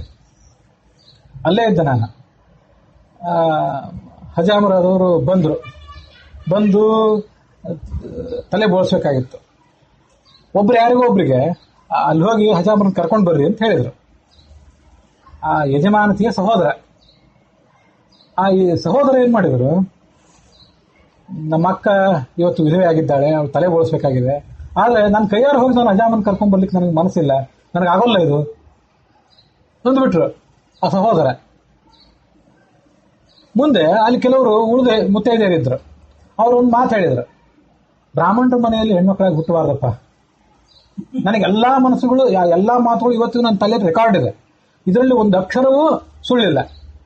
ಏನು ಮಾತುಗಳಿದೆಯೋ, ಆ ಯಜಮಾನತಿಯ ಸಹೋದರ ಏನು ಮಾತು ಹೇಳಿದ್ರು ಆ ಉಳಿದ ಬಂಧುಗಳು ಮುತ್ತೈದೆಯರೇ ಮಾತು ಹೇಳಿದ್ರು ಅವೇ ಮಾತುಗಳು ನಿಮ್ಮ ಮುಂದೆ ಹೇಳ್ತಿದ್ದೆ. ಆಯ್ತು, ಬ್ರಾಹ್ಮಣರ ಮನೆಯಲ್ಲಿ ನಾವು ಹೆಣ್ಮಕ್ಳ ಹುಟ್ಟಬಾರ್ದಪ್ಪ ಅಂತ ಅವ್ರು ಪರಿತಪಿಸಿದ್ರು. ಈ ಕಡೆ ಯಜಮಾನತಿಯ ಸಹೋದರ ತಾನು ಹೋಗ್ಲಿಲ್ಲ, ಮತ್ತಾರು ಹೋದ್ರು, ಹಜಾಮನ್ ಕರ್ಕೊಂಡ್ಬಂದ್ರು. ಹಜಾಮ ತಲೆ ಬೋಳಿಸಿದ. ಬಂದ ಏನೋ ಯಾರೋ ವೈದಿಕರಿದ್ರಲ್ಲ ಅವರಿಗೂ ಸಂತೃಪ್ತಿ ಆಗಿದ್ದಿರ್ಬೇಕು. ಯಾಕಂದ್ರೆ ಅವರಿಗೆ ಇಂಥದ್ರಲ್ಲೇ ಸಂತೃಪ್ತಿ. ಯಾವ ಜ್ಞಾನ ಕಾರ್ಯ ಶ್ರವಣ ಮನನ ಅದನ್ನ ಕೇಳಬೇಡ್ರಿ, ಇದರಲ್ಲೇ ಸಂತೃಪ್ತಿ. ಮತ್ತೊಂದು 10-15 ವರ್ಷ ಕಳೀತು. ಆ ಕೆಲವು ಬ್ರಾಹ್ಮಣ ಮುತ್ತೈದೆಯರು ನಾವು ಬ್ರಾಹ್ಮಣರ ಮನೆಯಲ್ಲಿ ಹೆಣ್ಮಕ್ಳ ಹುಟ್ಟಬಾರ್ದಪ್ಪ ಅಂತ ಯಾರು ಅಂತಿದ್ರಲ್ಲ, ಅವ್ರ ಯಜಮಾನರು ತೀರ್ಕೊಂಡ್ರು. ಅದು ಇವರು ಎಂತ ವಿಚಾರ ಮಾಡಿದ್ರು, ತಲೆ ಬೋಳಿಸೇ ಬಿಟ್ರು. ನಾನು ಇವ್ರು ಯಾರನ್ನೂ ಬೈತಿಲ್ಲ. ಆ ಸಂದರ್ಭದಲ್ಲಿ ಅವ್ರಿಗೆ ಏನ್ ಅನ್ಸಿತ್ತು, ನಾವು ಬ್ರಾಹ್ಮಣರ ಮನೆಯಲ್ಲಿ ಹೆಣ್ಮಕ್ಳಾಗ ಹುಟ್ಟಬಾರ್ದಪ್ಪ ಅಂತ ಅನ್ಸಿತ್ತು. ಇವತ್ತು ತನ್ನ ಯಜಮಾನನೇ ತೀರ್ಕೊಂಡಾಗ ಅವರು ಅನಿವಾರ್ಯವಾಗಿ ಬೋಳಿಸೇ ಬಿಟ್ರು. ನಾವು ಧರ್ಮವನ್ನು ಯಾಕೆ ಗೋಳಾಟ ಮಾಡಬೇಕು ಅಂತ ಒಂದು ಪ್ರಶ್ನೆ. ಇವೆಲ್ಲ ವಿಷಯಗಳನ್ನ ಹೇಳುವಾಗ ತೀರಾ ಸಂಪ್ರದಾಯಕ್ಕೆ ವಿರುದ್ಧವಾಗಿ ಮಾತಾಡ್ತಾನೆ ಈ ಮನುಷ್ಯ ಅಂತ ಎಲ್ಲಿ ಜನ ಭಾವಿಸ್ಬಿಡ್ತಾರೋ, ಇದೆಲ್ಲ ಯಾಕೆ ಹೇಳಿಬಿಡ್ಬೇಕು, ಹೇಳೋದೇ ಬೇಡ ಅಂತ ಸುಮ್ಮನೆ ಇದ್ದೆ. ನೀನೇನೇ ಇದನ್ನ ಹೇಳಬೇಕು ಅಂತಿದ್ದೆ, ಆದರೂ ಹೇಳಲಿಲ್ಲ, ಸುಮ್ಮನೆ ಇದ್ದೆ. ಆದರೂ ಹೇಳೋಣ ಒಂದ್ಸರಿ. ಅದು ಇಲ್ಲಿ ಲೇಖನದೊಳಗಂತೂ ಬರೆದಿದ್ದೇನೆ, ಇಂಗ್ಲೀಷ್ನೊಳಗಿದೆ. ಅದು ಕನ್ನಡದಲ್ಲಿ ಜನರಿಗೆ ಒಂದು ಸ್ವಲ್ಪ ತಲುಪಿ ಹೇಳಿಬಿಡೋಣ ಅಂತ ಹೇಳಿ ಪ್ರಾರಂಭ ಮಾಡಿದೆ. ನಾವು ಇಷ್ಟು ಗೋಳಾಟ ಯಾಕೆ ಧರ್ಮಾಚರಣೆ ಮಾಡಬೇಕು, ಇಷ್ಟು ಗೋಳಾಟ ಯಾಕೆ ಬಡಿ ಮೈಲಿಗೆ ಮಾಡಬೇಕು ಅಂತ ಒಂದೊಂದು ಮೂಲಭೂತವಾದ ಪ್ರಶ್ನೆ. ಮಾಡುವ ಧರ್ಮಾಚರಣೆ ನಮಗೆ ಮನಸ್ಸಿಗೆ ಸಂತೃಪ್ತಿಯನ್ನು ಕೊಡುವಂಥದ್ದಿರಬೇಕು. ಒಂದು ಶ್ಲೋಕ ಭಾಗವತದಲ್ಲಿದೆ, ಅದು 10ನೇ ಸ್ಕಂದದಲ್ಲೋ 11ನೇ ಸ್ಕಂದದಲ್ಲೋ ಎಲ್ಲೋ ಬರ್ತದೆ. ಸತ್ಯಪೂತಾಂ ವಜೇದ್ವಾಚಂ, ಮಾತನಾಡುವಾಗ ನಮ್ಮ ಮಾತು ಸತ್ಯದಿಂದ ಪವಿತ್ರವಾಗಿರಬೇಕು, ಸತ್ಯವಾದನ್ನೇ ಆಡಬೇಕು. ವಸ್ತ್ರಪೂತಂ ಪಿಬೇತ್ ಜಲಂ, ನೀರು ಕುಡಿಯುವಾಗ ವಸ್ತ್ರದಲ್ಲಿ ಸೋಸಿ ಕುಡಿಬೇಕು. ದೃಷ್ಟಿಪೂತಂ ನೆಸೆಯತ್ ಪಾದಂ, ಒಂದು ಕಾಲಿಡುವಾಗ ಅಲ್ಲಿ ಕಣ್ಣನ್ನು ನೋಡಿ ಅಲ್ಲಿ ದಾರಿ ಸರಿ ಇದ್ರೆ ಕಾಲಿಡಬೇಕು. ಕೊನೆಯದನ್ನು ಮನಃಪೂತಂ ಸಮಾಚರೇತ್, ಧರ್ಮಾಚರಣೆ ಮಾಡುವಾಗ ಮನಸ್ಸಿಗೆ ಯಾವುದು ತೃಪ್ತಿ ಕೊಡ್ತದೋ ಆ ಧರ್ಮಾಚರಣೆಯನ್ನೇ ಮಾಡಬೇಕು. ನೀವು ಯಾವ್ದಾದ್ರು ಧರ್ಮಾಚರಣೆ ಮಾಡುವಾಗ ಅದು ವಿಧಿವೇ ತಲೆ ಬೋಳಿಸೋದಿರ್ಬೋದು, ಮತ್ತೊಂದು ಯಾರೋ ಕಚ್ಚೆ ಹಾಕೊಳ್ಳೋದಿರ್ಬೋದು, ಮತ್ತೊಂದು ಮಡಿಮೇಲಿಗೆ ಇರ್ಬೋದು. ಈ ಧರ್ಮಾಚರಣೆ ಮಾಡುವಾಗ ನಿಮಗೆ ಮನಸ್ಸಿಗೆ ಸಮಾಧಾನ ಆಗದೆ ಹೋದ್ರೆ, ತೀರಾ ಕಿರಿಕಿರಿ ಆಗ್ತಿದ್ರೆ, ಇದು ಇನ್ನೊಬ್ಬರ ಒತ್ತಡಕ್ಕಾಗಿ ನಾವು ಮಾಡ್ತಿದ್ದೀವಿ ಅಂತ ಅನ್ಸಿದ್ರೆ ಇದನ್ನ ಮಾಡದೇ ಇರೋದು ಒಳ್ಳೇದು. ನನ್ನ ಬೇಕಾದ್ರೆ ಯಾರು ಬೈಬೋದು, ಈ ಮಾತನ್ನ ಹೇಳ್ತಿದ್ದೀನಿ, ಇವನೇನು ಆಚಾರ ಈ ಮಾತೆಲ್ಲ ಹೇಳ್ತಾನೆ ಅಂತ ನನ್ನ ಯಾರು ಬೈಯೋರಿದ್ರೆ ಆ ಬೈಗಳು ಸ್ವೀಕಾರ ಮಾಡ್ಲಿಕ್ಕೆ ನಾನು ತಯಾರಿದ್ದೇನೆ. ಆದರೆ ಈ ಜನ ಮಾತ್ರ, ಅದರಲ್ಲಿ ಹೆಣ್ಮಕ್ಳು ಒಂದು ರೀತಿ ಭಯೋತ್ಪಾದಕರಾದಂಗೆ ಆಗಿಬಿಟ್ಟಿದ್ದಾರೆ. ಅದು ಬಹಳ ಖೇದ ಅನ್ನಿಸ್ತದೆ ನನಗೆ ನೋಡಿದರೆ. ಸ್ವಲ್ಪ ಮಟ್ಟಿಗಾದರೂ ಗಂಡಸರಿಗೆ ಒಂದಿಷ್ಟು ವಿವೇಕ ಇರ್ತದೆ, ಆದರೆ ಹೆಣ್ಮಕ್ಳಿಗೆ ಮಾತ್ರ ಆ ವಿವೇಕ ಹೇಳೋರೇ ಇಲ್ಲ. ಇಂಥವೇ ಸಂಗತಿಗಳನ್ನ ಆ ಪ್ರವಚನದಲ್ಲಿ ವೈಭವೀಕರಿಸೋದು, ಆ ಹೆಣ್ಮಕ್ಳು ಅವನ್ನೇ ಮಾಡ್ಲಿಕ್ಕೆ ಹೋಗೋದು. ಇದನ್ನ ನೋಡಿ ಹೆಣ್ಮಕ್ಳೆಲ್ಲ ಭಯೋತ್ಪಾದಕರಾದಂಗೆ ಆಗಿಬಿಟ್ಟಿದ್ದಾರೆ.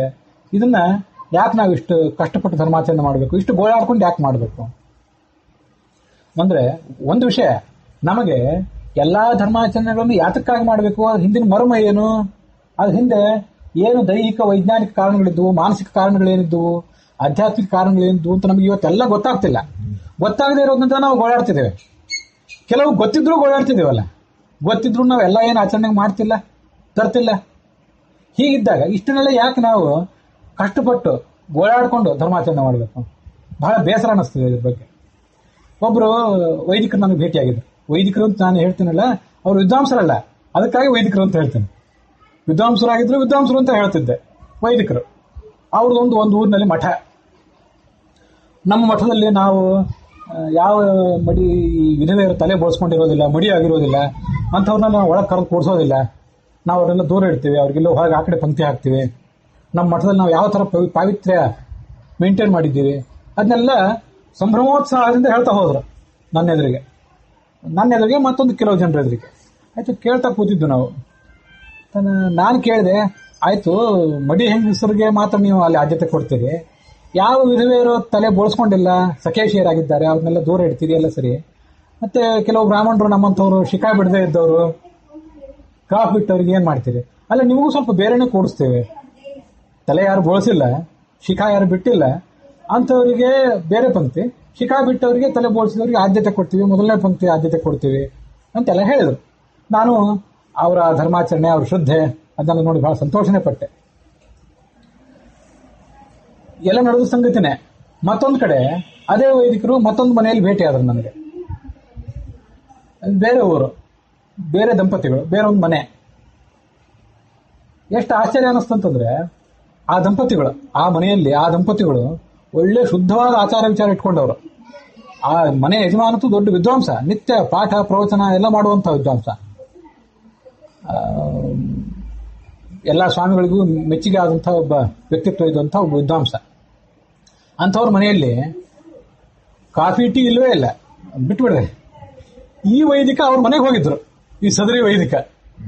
ಯಾರು ಸಕೇಶಿಯಾದಂಥ ಮಠಕ್ಕೆ ತಂದ, ಬೇರೆ ಊರಿನಲ್ಲೊಂದು ಮಠ, ಆ ಮಠದಲ್ಲಿ ನಾನು ಸಕೇಶಿಯರನ್ನು ಒಳಗೆ ಬರ್ಲಿಕ್ಕೆ ಬಿಡೋದಿಲ್ಲ, ಅವ್ರನ್ನ ಹೀನವಾಗಿ ಬೈದು ಓಡಿಸಿಬಿಡ್ತೀನಿ ಅಂತೆಲ್ಲ ಏನು ಹೇಳ್ಕೊತಿದ್ರಲ್ಲ, ಆ ವೈದಿಕ ಈ ವಿದ್ವಾಂಸರ ಮನೆಗೆ ಬಂದರು ಯಾವುದೋ ಕೆಲಸಕ್ಕೆ. ಪಾಪ ವಿದ್ವಾಂಸ ಮತ್ತು ಅವ್ರ ಹೆಂಡತಿ ಸೌಜನ್ಯದಿಂದ ಇವರಿಗೆ ಬಂದಿದ್ದಾರಲ್ಲ, ಪಾಪ ಇವ್ರಿಗೆ ಏನಾರು ವ್ಯವಸ್ಥೆ ಮಾಡೋಣ ಅಂತ ಹೇಳಿ ತಮ್ಮ ಮನೆಯೊಳಗೆ ಕಾಫಿ ಇಲ್ಲ, ಇವರಿಗೆ ಕಾಫಿ ಚಹಾದ ವ್ಯವಸ್ಥೆ ಮಾಡಿಕೊಟ್ರು. ಆ ಪಂಡಿತನ ಸೌಜನ್ಯ ಪಾಪ ಅದು. ಈ ಮನುಷ್ಯ ತಾನು ಹೋದಲ್ಲಿ ಯಾವ ಥರ ಎಂಜಲು ಮುಸರಿ ಇದನ್ನೆಲ್ಲ ಮೇಂಟೈನ್ ಮಾಡಬೇಕು ಅನ್ನೋ ಎಚ್ಚರ ಬೇಡವ ಇವರಿಗೆ. ನಾನು ಅಲ್ಲೇ ಹೋಗಿದ್ದೆ ಅದೇ ಮನೆಗೆ ಆಕಸ್ಮಿಕವಾಗಿ. ನೋಡ್ತೇನೆ ಕಾಫಿ ಕುಡಿದ್ರು, ಚಹಾ ಕುಡಿದ್ರು, ಅದನ್ನ ಎಂಜಲ್ ಮಾಡಿ ಕುಡಿದ್ರು, ಅಲ್ಲೇ ಇಟ್ರು. ಬಿಸಿನೀರು ಕುಡಿದ್ರು, ಅದನ್ನು ಅಲ್ಲೇ ಇಟ್ರು, ಕೈ ತೊಳ್ಕೊಳ್ಳಿಲ್ಲ. ಇವ್ರೇನು ಮತ್ತೆ ಸಕೇಶಿಯರನ್ನು ನಾವು ಹಂಗೆ ದೂರ ಇಡ್ತೀವಿ, ಹಿಂಗೆ ದೂರ ಇಡ್ತೀವಿ ಅಂತಂದೆಲ್ಲ ಭಾರಿ ಹೇಳ್ಕೊತಾ ಇದ್ರು. ಇದನ್ನೇನು ಮಾಡ್ತಿದ್ದಾರೆ ಅಂತ ನಂಗೆ ಭಾರಿ ಆಶ್ಚರ್ಯ ಅನ್ನಿಸ್ತು. ಸುಮ್ಮನೆ ಇದ್ದೆ. ಹೋದ್ರ ವೈದಿಕ ತಮ್ಮ ಊರಿಗೆ ಹೊರಟೋದ್ರು. ಅದಾದ್ಮೇಲೆ ಆ ಮನೆ ಯಜಮಾನತಿಯನ್ನ ನಾನು ಕೇಳಿದೆ, ಇದೇನ್ರಿ ಮತ್ತೆ ನಾನು ಹಿಂಗೆ ನೋಡಿದೆ, ಇವರೆಲ್ಲ ಎಂಜಲು ಮುಸರೆ ಮೇಂಟೈನ್ ಮಾಡ್ತಿರ್ಲಿಲ್ಲ, ಹೇಗಿದು ಅಂತ ಕೇಳಿದೆ. ಹೌದ್ರಿ ಆಚಾರ್ಯ, ಏನು ಮಾಡೋದು, ನನಗೂ ಅದು ನೋಡಿ ಬೇಜಾರು ಅನ್ನಿಸ್ತು. ಈ ಮನುಷ್ಯ ಏನಾದ್ರು ಇನ್ನೊಂದು 2 ದಿವಸ ನಮ್ಮ ಮನೆಯಲ್ಲಿ ಇದ್ದಿದ್ರೆ ನಾವು ಇಡೀ ಮನೆಯನ್ನು ತೊಳಿಬೇಕಾಗ್ತಿತ್ತು ಅಂತ ಹೇಳಿದ ಆ ಗೃಹಿಣಿ. ಆ ಗೃಹಿಣಿ ಅವ್ರ ಯಜಮಾನ ದೊಡ್ಡ ವಿದ್ವಾಂಸ, ಮನೆಯಲ್ಲಿ ಚಹಾ ಕಾಫಿ ಯಾವುದೂ ಇಲ್ಲ, ಬಂದವರು ಪಾಪ ಅತಿಥಿಗಳು ಅಂತ ಇವರಿಗೆಲ್ಲ ಮಾಡಿಕೊಟ್ರೆ ಇವರು ನಾವು ಹೋದಲ್ಲಿ ಬಂದಲ್ಲಿ ಹೇಗೆ ಸ್ವಚ್ಛತೆ ಒಂದು ಮಡಿ ಮೇಲಿಗೆ ಮೇಂಟೈನ್ ಮಾಡಬೇಕು ಅನ್ನೋ ಪರಿವೇ ಇಲ್ಲದೆ ಇಂಥದನ್ನೆಲ್ಲ ಮಾಡಿದರು. ತಾವು ಮಾತ್ರ ತಮ್ಮ ಮಠದಲ್ಲಿ ನಾವು ಹಾಗೆ ಮಾಡ್ತೀವಿ, ಸಕೇಶಿಯರ ಬಗ್ಗೆ ಇಂಥ ತಿರಸ್ಕಾರ, ನಮಗೆ ಇಂಥ ನಿಷ್ಠೆ, ಇಂಥ ಕಮಿಟ್ಮೆಂಟು, ಇದನ್ನು ನಾನು ನಿಮ್ಗೆ ಎಲ್ಲೂ ಹೇಳಿದ್ದಿಲ್ಲ, ಯಾರಿಗೂ ಹೇಳಲಿಕ್ಕೆ ಹೋಗಿದ್ದಿಲ್ಲ. ಯಾಕಂತಂದ್ರೆ ಇನ್ನೊಬ್ರನ್ನ ನಿಂದನೆ ಮಾಡಿ ಏನು ಉಪಯೋಗ, ಕೆಲವು ಸರಿ ಬೇಜಾರು ಅನ್ನಿಸ್ತದೆ, ಹೋಗ್ಲಿ ಅವ್ರು ಹಾಗೆ ಮಾಡ್ತಾರಲ್ಲ ಬಿಟ್ಬಿಡೋಣ ಅಂತೇಳಿ. ಆದರೆ ನಾವು ಏನನ್ನೂ ಹೇಳಲಿಲ್ಲ ಅಂತ ತಿಳ್ಕೊಳ್ರಿ ಜನರಿಗೆ. ನಾನು ನಿಮಗೇನಾದರೂ ಹೇಳಬೇಕು, ನೀವು ನನಗೇನಾದರೂ ಹೇಳಲೇಬೇಕು, ನಿಮ್ದು ಹಿಂಗೆ ತಪ್ಪು, ಇದು ಸರಿ, ನೀವು ನನಗೆ ಹೇಳಬೇಕು, ನಾನು ನಿಮ್ಗೆ ಹೇಳಬೇಕು. ಇದು ಹೇಳದೆ ಹೋದರೆ ನಿಮ್ದನ್ನು ನಾನು ಕಾದಿಟ್ಕೊಂಡೆ, ನಂದನ್ನು ನೀವು ಹಾಗೆ ಮುಚ್ಚಿಟ್ರಿ ಅಂತಂದ್ರೆ ಅದರಿಂದ ಇಬ್ಬರಿಗೂ ನುಕ್ಸಾನೆ. ಅದಕ್ಕಾಗಿ ಈ ಮಾತು ಹೇಳ್ತಿದ್ದೀನಿ. ಇಂಥವರೆಲ್ಲ ಬರೇ ತೊಗಟೆ ಬಗ್ಗೆ ಅಷ್ಟೊಂದು ಉತ್ಸಾಹ, ಸಕೇಶಿಯರ ಬಗ್ಗೆ ತಿರಸ್ಕಾರ, ಮಡಿ ಹೆಂಗಸರು ಅವ್ರನ್ನಷ್ಟೇ ಒಳಗೆ ಬಿಡಬೇಕು, ಸಕೇಶಿಯನ್ ಬೇಕಾಗ್ಬಿಟ್ಟು ಹೊಲಸು ಶಬ್ದಗಳಿಂದ ಬೈಯೋದು, ಈ ಥರದ ಪ್ರವೃತ್ತಿ. ಇದಕ್ಕೇನು, ಇವಕ್ಕೆಲ್ಲ ಪರಿಹಾರ ಏನು? ಇಂಥದ್ದನ್ನೆಲ್ಲ ವಿದ್ವಾಂಸರಾದವರು ಆ ಸ್ತ್ರೀಯರಿಗೆ ಯಾವುದು ಧರ್ಮದ ತೊಗಟೆ, ಯಾವುದು ಧರ್ಮದ ತಿರುಳು ಅಂತ ನಾವು ಹೇಳದೆ ಹೋದ್ರೆ ಅದನ್ನ ಪ್ರವಚನದಲ್ಲಿ ಕೇಳ್ತಾರೆ, ಇಲ್ಲ ಯಾರೋ ಆಚಾರ್ಯ ಹೇಳಿದ್ದನ್ನ ಅದ್ ಮನೆಯಲ್ಲಿ ಬಂದು ಹಾಗೆ ಹಸಿಯಾಗಿ ಆಚರಣೆ ಮಾಡಲಿಕ್ಕೆ ಪ್ರಯತ್ನ ಮಾಡ್ತಾರೆ, ಕಷ್ಟಪಡ್ತಾರೆ. ನಾನು ಎಷ್ಟೋ ಸರಿ ಹೆಣ್ಮಕ್ಳಿಗೆ ಹೇಳಿದ್ದೇನೆ, ನೀವು ಯಾರೂ ಕೂಡ ಇಷ್ಟು ಕಷ್ಟಪಟ್ಟು ದೇಹಕ್ಕೆ ಶೋಷಣೆ ಮಾಡಿ ಧರ್ಮಾಚರಣೆಯನ್ನು ಮಾಡಬೇಕಾದ ಕಾರಣ ಇಲ್ಲ. ಯಾಕಂದ್ರೆ ನಾಳೆ ನಿಮಗೆ ಅನಾರೋಗ್ಯ ಆದರೆ ನಿಮ್ಗೆ ಯಾರು ಅಡಿಗೆ ಮಾಡಿ ಹಾಕ್ತಾರೆ ಕೂಡಿಸಿ? ಗಂಡಸರನ್ನಾದ್ರೆ ಹೆಂಗಸರು ಕೂಡಿಸಿ ಅಡಿಗೆ ಮಾಡಿ ಹಾಕ್ತಾರೆ, ನಿಮ್ಗೆ ಯಾರು ಮಾಡಿ ಹಾಕ್ತಾರೆ? ಇದನ್ನೆಲ್ಲ ಮಾಡಬೇಡ್ರಿ ಅಂತ ಸಂದರ್ಭ ಬಂದಾಗ ಎಷ್ಟೋ ದಿನ ಹೆಣ್ಮಕ್ಳಿಗೆ ಹೇಳ್ತಿದ್ದೆ. ಕೆಲವರು ಯಾರೋ ಒಬ್ಬಿಬ್ರು ಅದನ್ನ ಅವ್ರ ಮನೆಯಲ್ಲಿ ಅನುಕೂಲ ಇದ್ದವರು, ಅವ್ರ ಮನೆಯಲ್ಲಿ ಗಂಡಂದ್ರ ಅನುಕೂಲ ಇದ್ರೆ ಅವ್ರು ಅದನ್ನ ಆಚರಣೆಗೆ ತಂದರು. ನಾನು ಏನು ಹೇಳ್ತೀನಿ ಅಂತಂದ್ರೆ ಎಲ್ಲ ಗಂಡಸರಿಗೂ ಇದನ್ನೇ ಹೇಳ್ತೇನೆ, ಹೆಂಗಸರಿಗೂ ಹೇಳ್ತೇನೆ, ನೀವು ಯಾರೂ ಕೂಡ 12-1 ತನಕ ಉಪವಾಸ ಇರಬೇಕಾದ ಕಾರಣ ಇಲ್ಲ, ಇರೋ ಅವಶ್ಯಕತೆಯೂ ಇಲ್ಲ. ಬೆಳಿಗ್ಗೆ ಎದ್ದವರೇ ಮನೆಯ ಕೆಲಸಗಳನ್ನೆಲ್ಲ ಮುಗಿಸಿ, ಒಂದು ಸ್ನಾನ ಮುಗಿಸಿ, ಗೌರಿ ಪೂಜೆ ಮುಗಿಸಿ, ಮೊದಲು ಒಂದು ಸ್ವಲ್ಪ ಹಾಲು ಹಣ್ಣು ಏನು ಆಹಾರ ತಗೊಳ್ಬೇಕು ಅದನ್ನ ತೊಗೊಂಡು ಮುಗಿಸ್ಬೇಕು. ಮೊದಲು ಮುಂದೆ ಮಡಿ ಅಡಿಗೆ ಮಾಡಬೇಕು. ಕೇಳಿದವ್ರಿಗೆ ಆಶ್ಚರ್ಯ ಅನಿಸ್ತದೆ, ಮಡಿ ಅಡಿಗೆನ ತಿಂದು ಮಾಡೋದು ಹೇಗೆ? ಅದಕ್ಕೆ ಉದ್ದೇಶ ಬೇರೆ ಇದೆ. ಗಂಡಸರಾದವರು ತಾವು ಪರಮಾತ್ಮನಿಗೆ ನಿವೇದನೆ ಮಾಡುವಂಥ ಒಂದು ಪ್ರತ್ಯೇಕ ಅನ್ನ, ಅದನ್ನೊಂದು ಪ್ರತ್ಯೇಕ ಒಲೆ ಮೇಲೆ ಮಾಡಲಿ, ಅದನ್ನು ಅವರು ಹಸದು ಮಡಿಯಿಂದ ಮಾಡಲಿ. ಗಂಡಸರಾದವರು ಅಷ್ಟೊಂದು ಶ್ರಮ ತಗೊಳ್ಳಿ ಅವರು. ಆ ಹೆಣ್ಮಕ್ಳು, ಯಾಕಂದ್ರೆ ಇಡೀ ಕುಟುಂಬಕ್ಕಾಗಿ ದುಡಿಬೇಕಾದ ಹೆಣ್ಮಕ್ಳು, ನಾಳೆ ಆರೋಗ್ಯ ಚೆನ್ನಾಗಿ ಇಟ್ಕೊಳ್ಬೇಕಾದ ಹೆಣ್ಮಕ್ಳು, ಮೊದಲೇ ಅವರ ಆರೋಗ್ಯ ಸೂಕ್ಷ್ಮವಾದ ಆರೋಗ್ಯ ಅಂಥವ್ರು ಸ್ವಲ್ಪ ತಿಂದು ಆಹಾರವನ್ನು ಮುಂದಿನ ಮಡಿ ಅಡಿಗೆಯನ್ನು ಕೂಡ ಮಾಡೋದನ್ನು ರೂಢಿಸ್ಕೊಳ್ಳಿ. ದೇವರು ಅದನ್ನು ಖಂಡಿತವಾಗಿ ತಗೋತಾನೆ. ಇದಕ್ಕೆ ಕೆಲವು ದೃಷ್ಟಾಂತಗಳನ್ನು ಹೇಳ್ತೇನೆ ನಿಮಗೆ. ಈ ಮಠಗಳಲ್ಲಿ, ಉತ್ತರಾದಿ ಮಠದಲ್ಲಿ ಏನ್ ಮಾಡ್ತಾರೋ ನನಗೆ ಗೊತ್ತಿಲ್ಲ, ಅಲ್ಲಿ ಕೂಡ ಹಾಗೆ ಮಾಡ್ತಿರಬಹುದು. ಯಾಕಂದ್ರೆ ಚಿಕ್ಕ ನೈವೇದ್ಯ ದೊಡ್ಡ ನೈವೇದ್ಯ ಅಂತ ಬೇರೆ ಬೇರೆ ಇರ್ತದೆ. ಒಂದು ವಿಷಯ ನಾನು ಹೇಳ್ತೇನೆ, ಪ್ರತಿಯೊಬ್ಬರು ಕೂಡ ಮಡಿ ಮೇಲಿಗೆ ಸೋಗ ಹಾಕ್ತಿದ್ದಾರೆ. ಯಥಾರ್ಥವಾಗಿ ಅದನ್ನ ಯಾರು ಕೂಡ ಮಾಡ್ತಿಲ್ಲ. ಒಳಗೊಂದು ಹೊರಗೊಂದು ಪ್ರತಿಯೊಬ್ಬ ಮನುಷ್ಯನು ಮಾಡ್ತಿದ್ದಾನೆ. ನಾನು ಕೇದಾರ ಮಠದಲ್ಲಿ ಏನು ಬಹಿರಂಗವಾಗಿ ಏನು ಹೇಳ್ತಿದೆ ಅದನ್ನು ಹೇಳ್ತಿದ್ದೆ. ಮಠದಲ್ಲಿ ನೈವೇದ್ಯ ಮಾಡುವಂಥ ಇಬ್ಬರು ಅಡಿಗೆಯವರು ಇರ್ತಾರೆ. ಪಟ್ಟದ ದೇವರಿಗೆ ಇಷ್ಟು ಸೇರಿನ ಅಕ್ಕಿ ನೈವೇದ್ಯ ಆಗಬೇಕು ಅಂತ ನಿಯಮ ಇದೆ. ಅದನ್ನು ತಾಮ್ರದ ಪಾತ್ರೆಯಲ್ಲಿ ಬೇಯಿಸ್ತಾರೆ. ಆ ಅಡಿಗೆ ಮಾಡುವ ಅಡಿಗೆಯವರು ಇರ್ತಾರಲ್ಲ, ಅವರು ಶುದ್ಧ ಉಪವಾಸದಿಂದ ಇರ್ತಾರೆ. ಇಡೀ ಮಠದಲ್ಲಿ ಶುದ್ಧ ಉಪವಾಸದಿಂದ ಇರೋರು ಯಾರು ಅಂದ್ರೆ, ಒಬ್ಬರು ಸ್ವಾಮಿಗಳು, ಒಬ್ಬರು ಆ ತಾಮ್ರದ ಪಾತ್ರೆಯಲ್ಲಿ ಅನ್ನ ಬೇಯಿಸುವವರು, ಒಬ್ಬರು ಸ್ವಾಮಿಗಳಿಗೆ ಎಡಬಲ ಸೇವೆ ಮಾಡುವವರು. 3 ಜನ ಶುದ್ಧ ಉಪವಾಸದಿಂದ ಇರ್ತಾರೆ. ಮತ್ತೆ ಈ ದೊಡ್ಡ ಅಡಿಗೆ ಮಾಡೋರು, ದೊಡ್ಡ ಅಡಿಗೆ ಅಂದ್ರೆ ಸ್ವಾಮಿಗಳೇ ತಿಂತಾರೆ ಅಡಿಗೆನ. ಅವರು ಬರೇ ಅನ್ನ ತಿಂದು ಬದುಕೋಲ್ಲ ಸ್ವಾಮಿಗಳು. ಅವ್ರಿಗೆ ಹುಳಿ ಸಾರು, ಉಳಿದ ಭಕ್ಷ್ಯ ಭೋಜ್ಯ ಎಲ್ಲ ಬೇಕಲ್ಲ ಸ್ವಾಮಿಗಳಿಗೆ. ಅದನ್ನೇ ದೊಡ್ಡ ಅಡಿಗೆ ಅನ್ನೋದು. ಆ ಸ್ವಾಮಿಗಳಿಗೆ ಆ ದೊಡ್ಡ ಅಡಿಗೆಯನ್ನು ಮಾಡುವಂತಹ ವ್ಯಕ್ತಿಗಳು ಏನಿರ್ತಾರಲ್ಲ, ಅವರೆಲ್ಲ ಬೆಳಿಗ್ಗೆ ಎದ್ದು ಪುಷ್ಕಳವಾಗಿ ಫಲಾಹಾರ ಮಾಡಿ ಆಮೇಲೆ ಅಡಿಗೆ ಮಾಡ್ತಿರ್ತಾರೆ. ಶುದ್ಧವಾದ ಹಸದ ಮಡಿಯಿಂದ ಮಾಡುವವರಿಂದ ಸ್ವಾಮಿಗಳು, ಒಬ್ಬ ಆ ತಾಮ್ರದ ಪಾತ್ರೆಯಲ್ಲಿ ಅನ್ನ ಬೇಯಿಸುವವರು, ಮತ್ತೊಬ್ಬ ಎಡಬಲ ಸೇವಕ, ಈ 3 ಜನ ಮಾತ್ರ. ಈಗ ಆ ದೇವರ ಎದುರಿಗೆ ನಾವು ತಾಮ್ರದ ಪಾತ್ರೆಯಲ್ಲಿ ಅನ್ನ ಇಟ್ವಿ, ಅದನ್ನು ದೇವರು ಸ್ವೀಕಾರ ಮಾಡಿದ. ಅದಲ್ಲದೆ ಈ ಉಳಿದ ಭಕ್ಷ್ಯ ಭೋಜ್ಯಾದಿಗಳು, ಸಾರು ಹುಳಿ ಮೊದಲಾದವುಗಳನ್ನು ಇಟ್ವಿ, ಅದನ್ನು ದೇವರು ಸ್ವೀಕಾರ ಮಾಡಿದ. ಮಾಡ್ತಾನೋ ಇಲ್ಲ? ಅದು ತುಳಸಿ ಹಾಕ್ತಾರೆ, ತೀರ್ಥ ಹಾಕ್ತಾರೆ ಸ್ವಾಮಿಗಳು, ಮಾಡ್ತಾನೋ ಇಲ್ಲ?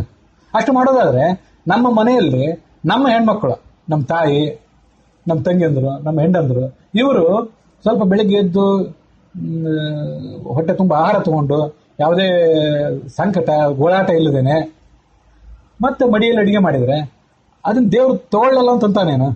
ದೇವರೇನು ಮಿಲಿಟರಿ ದಂಡನಾಯಕ ಅಲ್ಲಲ್ಲ, ದೇವರೇನು ಯಾವ ಮಠದ ಸ್ವಾಮಿಗಳಲ್ಲಲ್ಲ. ಇಂಥದನ್ನ ಕೆಲವೊಂದು ಆಚರಣೆ ತರೋದನ್ನ ಅಭ್ಯಾಸ ಮಾಡ್ಕೋಬೇಕು. ಮತ್ತೆ ಈಗ ನೋಡಿ, ನಾವು ದೇವರಿಗೆ ನೈವೇದ್ಯ ಮಾಡೋದನ್ನೇ ಬೆಳಗ್ಗೆನೂ ಮಾಡಬೇಕು, ಸಾಯಂಕಾಲನೂ ಮಾಡಬೇಕು ಅಂತ ರೂಢಿ ಇದೆ. ಸಾಯಂಕಾಲನೂ ಕೂಡ ಪ್ರತ್ಯೇಕ ಒಲೆ ಹಚ್ಚಿ ಅಡಿಗೆ ಮಾಡಿ ಅದಕ್ಕೊಂದು ವೈಷ್ಣದೇವ ಮಾಡಿ ಅದನ್ನ ದೇವರಿಗೆ ನೈವೇದ್ಯ ಮಾಡೋದು ಒಂದು ರೂಢಿ, ಒಂದು ಶಾಸ್ತ್ರದಲ್ಲಿ ಸಮ್ಮತ ಇದೆ. ಅದು ಯಾರು ಮಾಡ್ತಾರೋ ಬಿಡ್ತಾರೋ ಅದು ವಿಷಯ ಬೇರೆ. ಅದರ ಅರ್ಥ ಏನು? ಬೆಳಗಿನ ಹೊತ್ತು ಮಧ್ಯಾಹ್ನದ ಹೊತ್ತು ಊಟ ಮಾಡಿದವರು ಮತ್ತೆ ಸಾಯಂಕಾಲ ಮಡಿ ಮಾಡಿಕೊಂಡು ಇನ್ನೊಂದು ಅಡಿಗೆ ಮಾಡಿದರೆ ಅದನ್ನು ದೇವ್ರು ಸ್ವೀಕಾರ ಮಾಡ್ತಾನೋ ಇಲ್ಲ? ಹಾಗೆ ಮಾಡೋದಾದ್ರೆ ನಮ್ಮ ಮನೆಯಲ್ಲಿ ನಮ್ಮ ಹೆಣ್ಮಕ್ಳೇ ಬೆಳಿಗ್ಗೆ ಫಲಹಾರ ಮಾಡಿ ಮತ್ತೆ ಶುದ್ಧವಾದ ಮಡಿಯಿಂದನೇ ಅಥವಾ ಯಾವುದೋ ರೇಷ್ಮೆ ಮಡಿ ಉಟ್ಕೊಂಡು ಅವ್ರು ಅದನ್ನ ನೈವೇದ್ಯ ಮಾಡಿದರೆ, ನೈವೇದ್ಯಕ್ಕಾಗಿ ಆಹಾರ ತಯಾರು ಮಾಡಿದರೆ ಅದನ್ನು ದೇವ್ರು ಯಾಕೆ ಸ್ವೀಕಾರ ಮಾಡೋಲ್ಲ? ಒಂದು ನೈವೇದ್ಯ ಮನೆ ಯಜಮಾನ ಆದವನು, ಗಂಡಸಾದವನು ಶುದ್ಧವಾದ ಹಸಿದ ಮಡಿಯಿಂದ ಒಂದು ಪ್ರತ್ಯೇಕವಾದ ಒಲೆಯ ಮೇಲೆ ಪ್ರತ್ಯೇಕವಾದ ಅನ್ನ ಒಂದು ಹಸಿದ ಮಡಿಯಿಂದ ಆಗಲಿ. ಅದನ್ನೇ ಹಸ್ತೋದಕ ಮೊದಲಾದವುಗಳಿಗೆ, ಮನೆಯಲ್ಲಿ ರಾಯರ ವೃಂದಾವನ, ಜಯತೀರ್ಥರ ವೃಂದಾವನ ಮೊದಲಾದವುಗಳಿದ್ರೆ ಅದಕ್ಕೆ ಅದನ್ನ ಉಪಯೋಗ ಮಾಡಿರಿ. ಅದಾದ್ಮೇಲೆ ಹೆಣ್ಮಕ್ಳು ಮಾಡಿದ್ದು ಅವರು ಸ್ವಲ್ಪ ಫಲಹಾರ ಮಾಡಿ ಮತ್ತೆ ದಾಬಳಿ ಉಟ್ಕೊಂಡು ಬೇರೆ ಒಂದು ಮಡಿ ಸೀರೆಯನ್ನು ಉಟ್ಕೊಂಡು ಅಥವಾ ಒಂದು ರೇಷ್ಮೆ ಸೀರೆ ಉಟ್ಕೊಂಡು ಅಡಿಗೆ ಮಾಡಿದ್ರೆ ಅದನ್ನ ಯಾರು ಯಾವ್ದಾದ್ರು ದೇವರು ನಾನು ಇದನ್ನು ತಿನ್ನೋಲ್ಲ, ಯಾಕಂದ್ರೆ ನೀವು ಹೊಟ್ಟೆ ತುಂಬ ತಿಂದು ನನಗೆ ನೈವೇದ್ಯ ಮಾಡಿದ್ದೀರಿ ಅಂತ ಅದನ್ನು ತಿರಸ್ಕಾರ ಮಾಡ್ತಾನೇನು? ದೇವರಿಗೆ ನೈವೇದ್ಯನೇ 2 ಮಾಡ್ರಿ, ಏನಾಗೋದಿದೆ. 2 ಬಾರಿ ದೇವರಿಗೆ ನೈವೇದ್ಯ ಮಾಡ್ರಿ. ಉಡುಪಿ ಕೃಷ್ಣ ಮೊದಲಾದವರಿಗೆ ನಿತ್ಯ 4 ಬಾರಿ ನೈವೇದ್ಯ ಆಗ್ತದೆ. ಅಲ್ಲಿ ಆ ಚೌಕಿಯಲ್ಲಿ ಅಡಿಗೆ ಮಾಡೋರೆಲ್ಲ ಶುದ್ಧ ಹಸಿದ ಮಡಿಯಿಂದ ಮಾಡ್ತಾರೇನ? ಅದೆಲ್ಲ ಯಾರು ಮಾಡ್ತಾರೆ ಅಂತ ಯಾರೂ ನಂಬೋಲ್ಲ. ಅದ್ರ ಬಗ್ಗೆ ನಿರೀಕ್ಷೆ ನಾವು ಮಾಡೋಂಗಿಲ್ಲ. ಕೇವಲ ಆ ತಾಮ್ರದ ಪಾತ್ರೆ ಅನ್ನ ಬೇಯಿಸೋರು ಇರ್ತಾರಲ್ಲ, ಅವ್ರು ಮಾತ್ರ ಶುದ್ಧವಾದ ಮಡಿಯಲ್ಲಿ ಮಾಡ್ತಾರೆ. ಇಂಥದನ್ನ ಪ್ರತ್ಯಕ್ಷ ಕಂಡು ಹೇಳ್ತಿದ್ದೇನೆ. ಅದು ನಾವು 12, 1, 2 ವಿಶೇಷವಾಗಿ ಗೌರಿ ಪೂಜೆ ಬಂದದ್ದು 3, 4 ಎಲ್ಲರ ಮನೆಗಳಲ್ಲಿ ಅವರಿಗೆ ಹಸುದು ಮಾಡಬೇಕು ಅಂತ ಯಾರೋ ಹೇಳ್ಬಿಟ್ಟಿರ್ತಾರೆ. ನನಗೊಬ್ರು ಹೆಣ್ಮಗಳು ಹೇಳಿದ್ರು, ಯಾರೋ ಜ್ಯೋತಿಷಿಗಳ ಹತ್ರ ಹೋಗಿದ್ರು, ನೀವೆಲ್ಲ ಸ್ವಲ್ಪ ಹೆಣ್ಮಕ್ಳು ಸ್ವಲ್ಪ ಹೆಚ್ಚಿನ ಮಡಿ ಮೇಲೆ ಆಚರಣೆ ಮಾಡಬೇಕು, ಮಕ್ಕಳ ತಾಟಿನಲ್ಲಿ ಏನಾದರೂ ತಟ್ಟೆಯಲ್ಲಿ ಉಳಿದ ಆಹಾರ ಅದೆಲ್ಲ ವೇಸ್ಟ್ ಆಗ್ತದೆ ಅಂತೇಳಿ ತಿಂದು ಬಿಡೋದು, ನಿಮ್ಮ ಪಾವಿತ್ರ್ಯ ನೀವು ಕಳ್ಕೊಳ್ಳೋದ್ರಿಂದೆಲ್ಲ ಮಾಡಬೇಡ್ರಿ. ಸರಿ, ಒಪ್ಪಬೇಕಾದ್ದು. ಹಸದ ಮಡಿಯಿಂದ ಅಡಿಗೆ ಮಾಡ್ರಿ ಅಂತ ಹಾಕಿಬಿಟ್ರು ಆ ಜ್ಯೋತಿಷಿಗಳ ತಲೆಯಲ್ಲಿ. ಇವರು ಏನು ಮಾಡ್ಬೇಕಂತ ಗೊಂದಲ. ಹಸದ ಮಡಿಯಲ್ಲಿ ನಿಮ್ಮ ಗಂಡಂದ್ರಾದವರು ಒಂದು ನೈವೇದ್ಯ ದೇವರಿಗೆ ಮಾಡಲಿ, ಒಂದು ದೇವರಿಗೆ ಅದೊಂದು ನೈವೇದ್ಯ ಮಾಡಿ ಒಂದು ಮಂಗಳಾರತಿ ಮಾಡಲಿ, ಮತ್ತದಾದ್ಮೇಲೆ ಮತ್ತೊಂದು ನೈವೇದ್ಯವನ್ನ ನೀವು ಮಾಡಿದ್ದನ್ನ ದೇವರಿಗೆ ಅರ್ಪಣೆ ಮಾಡಿ ಮತ್ತೊಂದು ಸಲ ಮಂಗಳಾರತಿ ಮಾಡಲಿ. ಏನಾಗೋದು? ಒಂದು 5 ನಿಮಿಷದ ವ್ಯತ್ಯಾಸ ಅಷ್ಟೇ.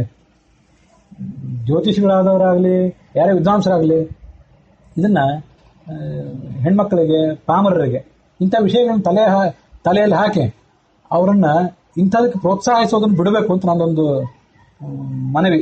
ಇಲ್ಲದೆ ಹೋದ್ರೆ ಈ ಪರಿಸ್ಥಿತಿ ಏನಿದೆ ನೋಡ್ರಿ, ಕಲಿಯಲ್ಲಿ ಅನ್ನಗತ ಪ್ರಾಣ, ಅವೆಲ್ಲ ಹಿಂದೆ ಕೃತಯುಗದಲ್ಲಿ ಎಲುಬಿನಲ್ಲಿ ಪ್ರಾಣ, ಅಸ್ಥಿಗತ ಪ್ರಾಣ, ರಕ್ತಗತ ಪ್ರಾಣ, ಮಾಂಸಗತ ಪ್ರಾಣ ಅಂತ ಏನೇನೋ ಇರ್ತಿತ್ತು. ಈಗೆಲ್ಲ ಅನ್ನಗತ ಪ್ರಾಣ.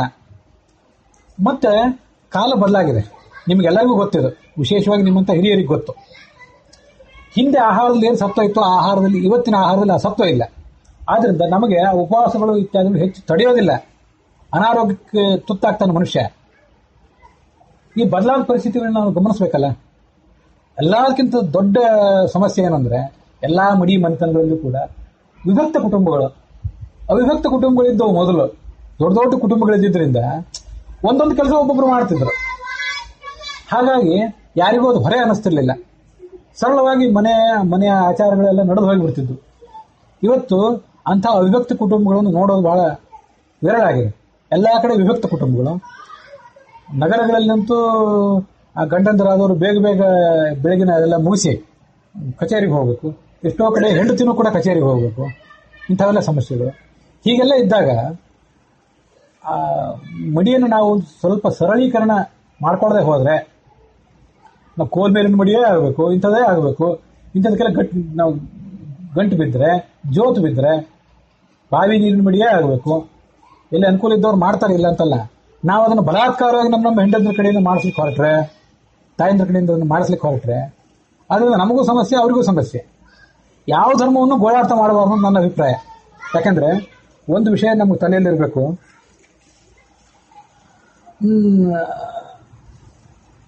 ನಮಗೆ ಇನ್ನೊಂದು ಕೆಲವು 30-40 ವರ್ಷ 10-20 ವರ್ಷದ ಆಯುಷ್ಯ ಇದೆಯಲ್ಲ, ನಾವೇನು ಸತ್ತು ಕೂಡಲೇ ಮೋಕ್ಷಕ್ಕೆ ಹೋಗಲ್ಲ, ನಾನಂತೂ ಹೋಗಲ್ಲ. ನಮಗೆ ಇಂಥ ಒಂದು ಅನಗತ್ಯವಾದಂಥ ಏನು ಅವಸರ? ಎಲ್ಲಾ ಕರ್ಮಗಳನ್ನು ಕೂಡ ಅತ್ಯಂತ ಪರಿಪೂರ್ಣವಾಗಿ ಮಾಡೇ ಬಿಡ್ತೇನೆ, ಇದೇ ಒಂದು ಅವಸರ, ಇದೇ ಒಂದು ನಿಷ್ಠೆ, ಜ್ಞಾನ ಕಾರ್ಯದ ಬಗ್ಗೆ ಇಲ್ಲ. ಆ ಹೊರಗಿನ ಕವಚದ ಬಗ್ಗೆ, ಮಡಿ ಮೇಲಿಗಳ ಬಗ್ಗೆ, ಅದರ ತೊಗಟೆ ಬಗ್ಗೆನೇ ಇಂಥ ಒಂದು ಅನಗತ್ಯವಾದಂತಹ ಅವಸರ. ಏನಾದರೂ ಇದು ಮಾಡೇ ಬಿಡಬೇಕು, ಪ್ರಾಣ ಹೋದ್ರೂ ಅಡ್ಡಿಲ್ಲ, ಇದು ಮಾಡೇ ಬಿಡಬೇಕು ಅಂತ ಏನು ಹೊರಟಿದ್ದೀವಲ್ಲ, ನಾವು ಇದು ನಮ್ಮನ್ನು ಎಲ್ಲಿ ತಗೊಂಡು ಹೊರಟಿದೆ? ನಮಗಿಂದ ಏನು ಸಿಗೋದಿದೆ? ಏನು ಈ ಸತ್ಕೂಡಲೇ ಮೋಕ್ಷಕ್ಕೆ ಹೋಗೋರಿದ್ದೀವೋ ಏನು ಕಥೆ ನಮ್ಮದು? ನಮ್ಮನ್ನು ಕೆಲವ್ರನ್ನ ನೋಡಿದ್ರೆ ಆ ಥರ ಅನಿಸ್ತದೆ ನನಗೆ. ಅದಕ್ಕಾಗಿ ಈ ಮಾತುಗಳನ್ನ ಹೇಳಿದೆ. ನಾವು ಮಡಿಯನ್ನು ಸರಳೀಕರಣ ಮಾಡ್ಕೊಳ್ಳೋಣ.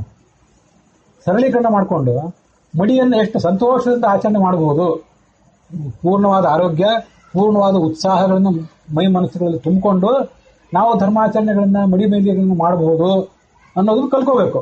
ಕಲ್ತ್ಕೊಂಡ್ರೆ ಆವಾಗ ಏನಾಗ್ತದೆ ಅಂದ್ರೆ ನಮ್ಮ ಮುಂದೆ ನಮ್ಮ ಮಕ್ಕಳಿಗೆ ಹೌದು ಮಡಿ ಮೇಲಿಗಳಲ್ಲಿ ಒಂದು ಅರ್ಥ ಇದೆ, ಅದಕ್ಕೊಂದೇನೋ ಉದ್ದೇಶ ಇದೆ ಅಂತ ಅದನ್ನ ಮಾಡ್ಲಿಕ್ಕೆ ಹೋಗ್ತಾರೆ. ಇಲ್ಲದೆ ಹೋದ್ರೆ ಇವತ್ತು ಒಬ್ಬ ಹೆಣ್ಮಕ್ಳಿಗೆ ಇದನ್ನ ಯಾಕಾರ ಮಾಡ್ಬೇಕಪ್ಪ, ಬ್ರಾಹ್ಮಣರ ಮನೆಯಲ್ಲಿ ಯಾಕೆ ಹೆಣ್ಮಕ್ಳಾಗಿ ಹುಟ್ಟಬೇಕು ಅಂತ ಒಂದು ಭಾವನೆ ಹೊರಗೆ ಬರ್ತದೆ. ಒಬ್ಬ ಹೆಣ್ಮಗಳು ಅದನ್ನು ಹೊರ ಹಾಕೋದಿಲ್ಲ, ಮುಂದಿನ ತಲೆಮಾರಿನಲ್ಲಿ ಅದನ್ನು ಹೊರ ಹಾಕ್ತಾರೆ, ಮಾತಿನಿಂದ ಅದನ್ನು ಹೊರಗೆ ಬಿಡ್ತಾರೆ. ಅದ್ರ ಮುಂದಿನ ತಲೆಮಾರಿನಲ್ಲಿ ತಲೆ ಬೋಸೋದು ಬಿಡ್ತಾರೆ, ಅವರು ಸಕೇಶಿಯರಾಗಿ ಉಳಿತಾರೆ.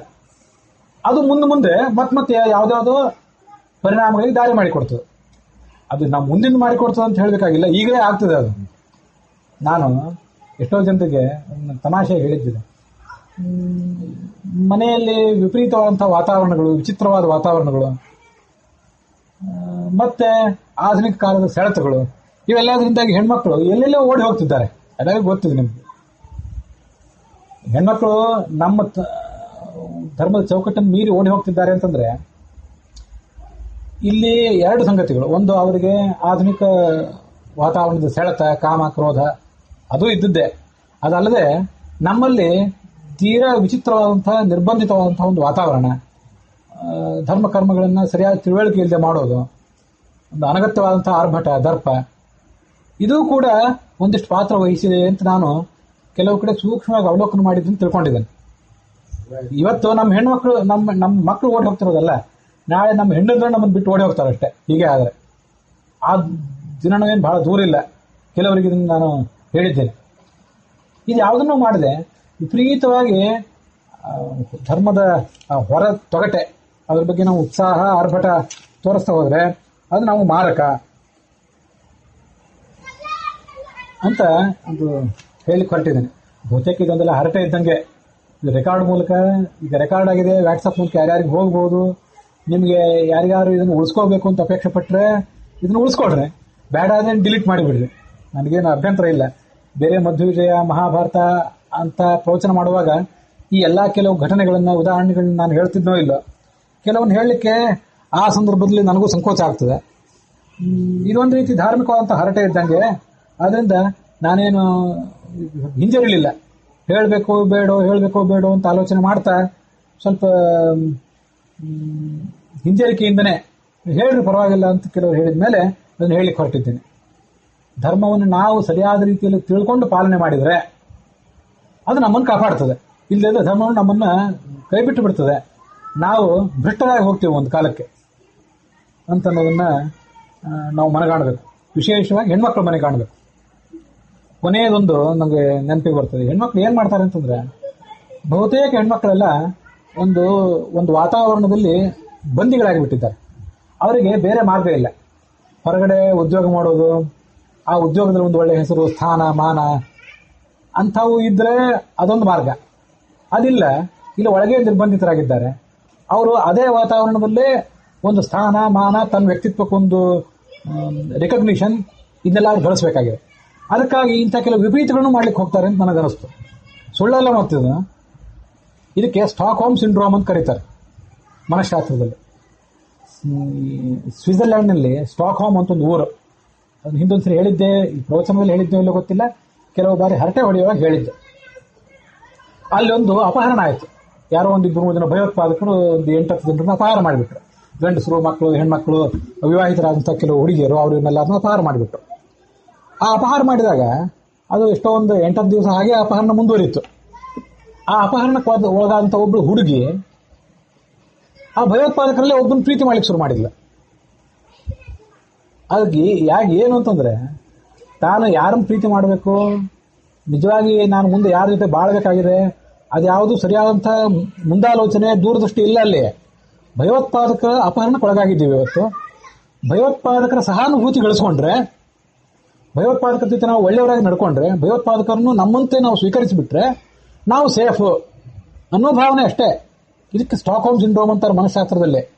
ನಮ್ಮ ಹೆಣ್ಮಕ್ಳಿಗೆಲ್ಲ ಇವತ್ತಾಗಿರೋದೇನು ಅಂತಂದ್ರೆ, ಅವ್ರಿಗೆ ಬೇರೆ ಏನೂ ಮಾರ್ಗವೇ ಇಲ್ಲ.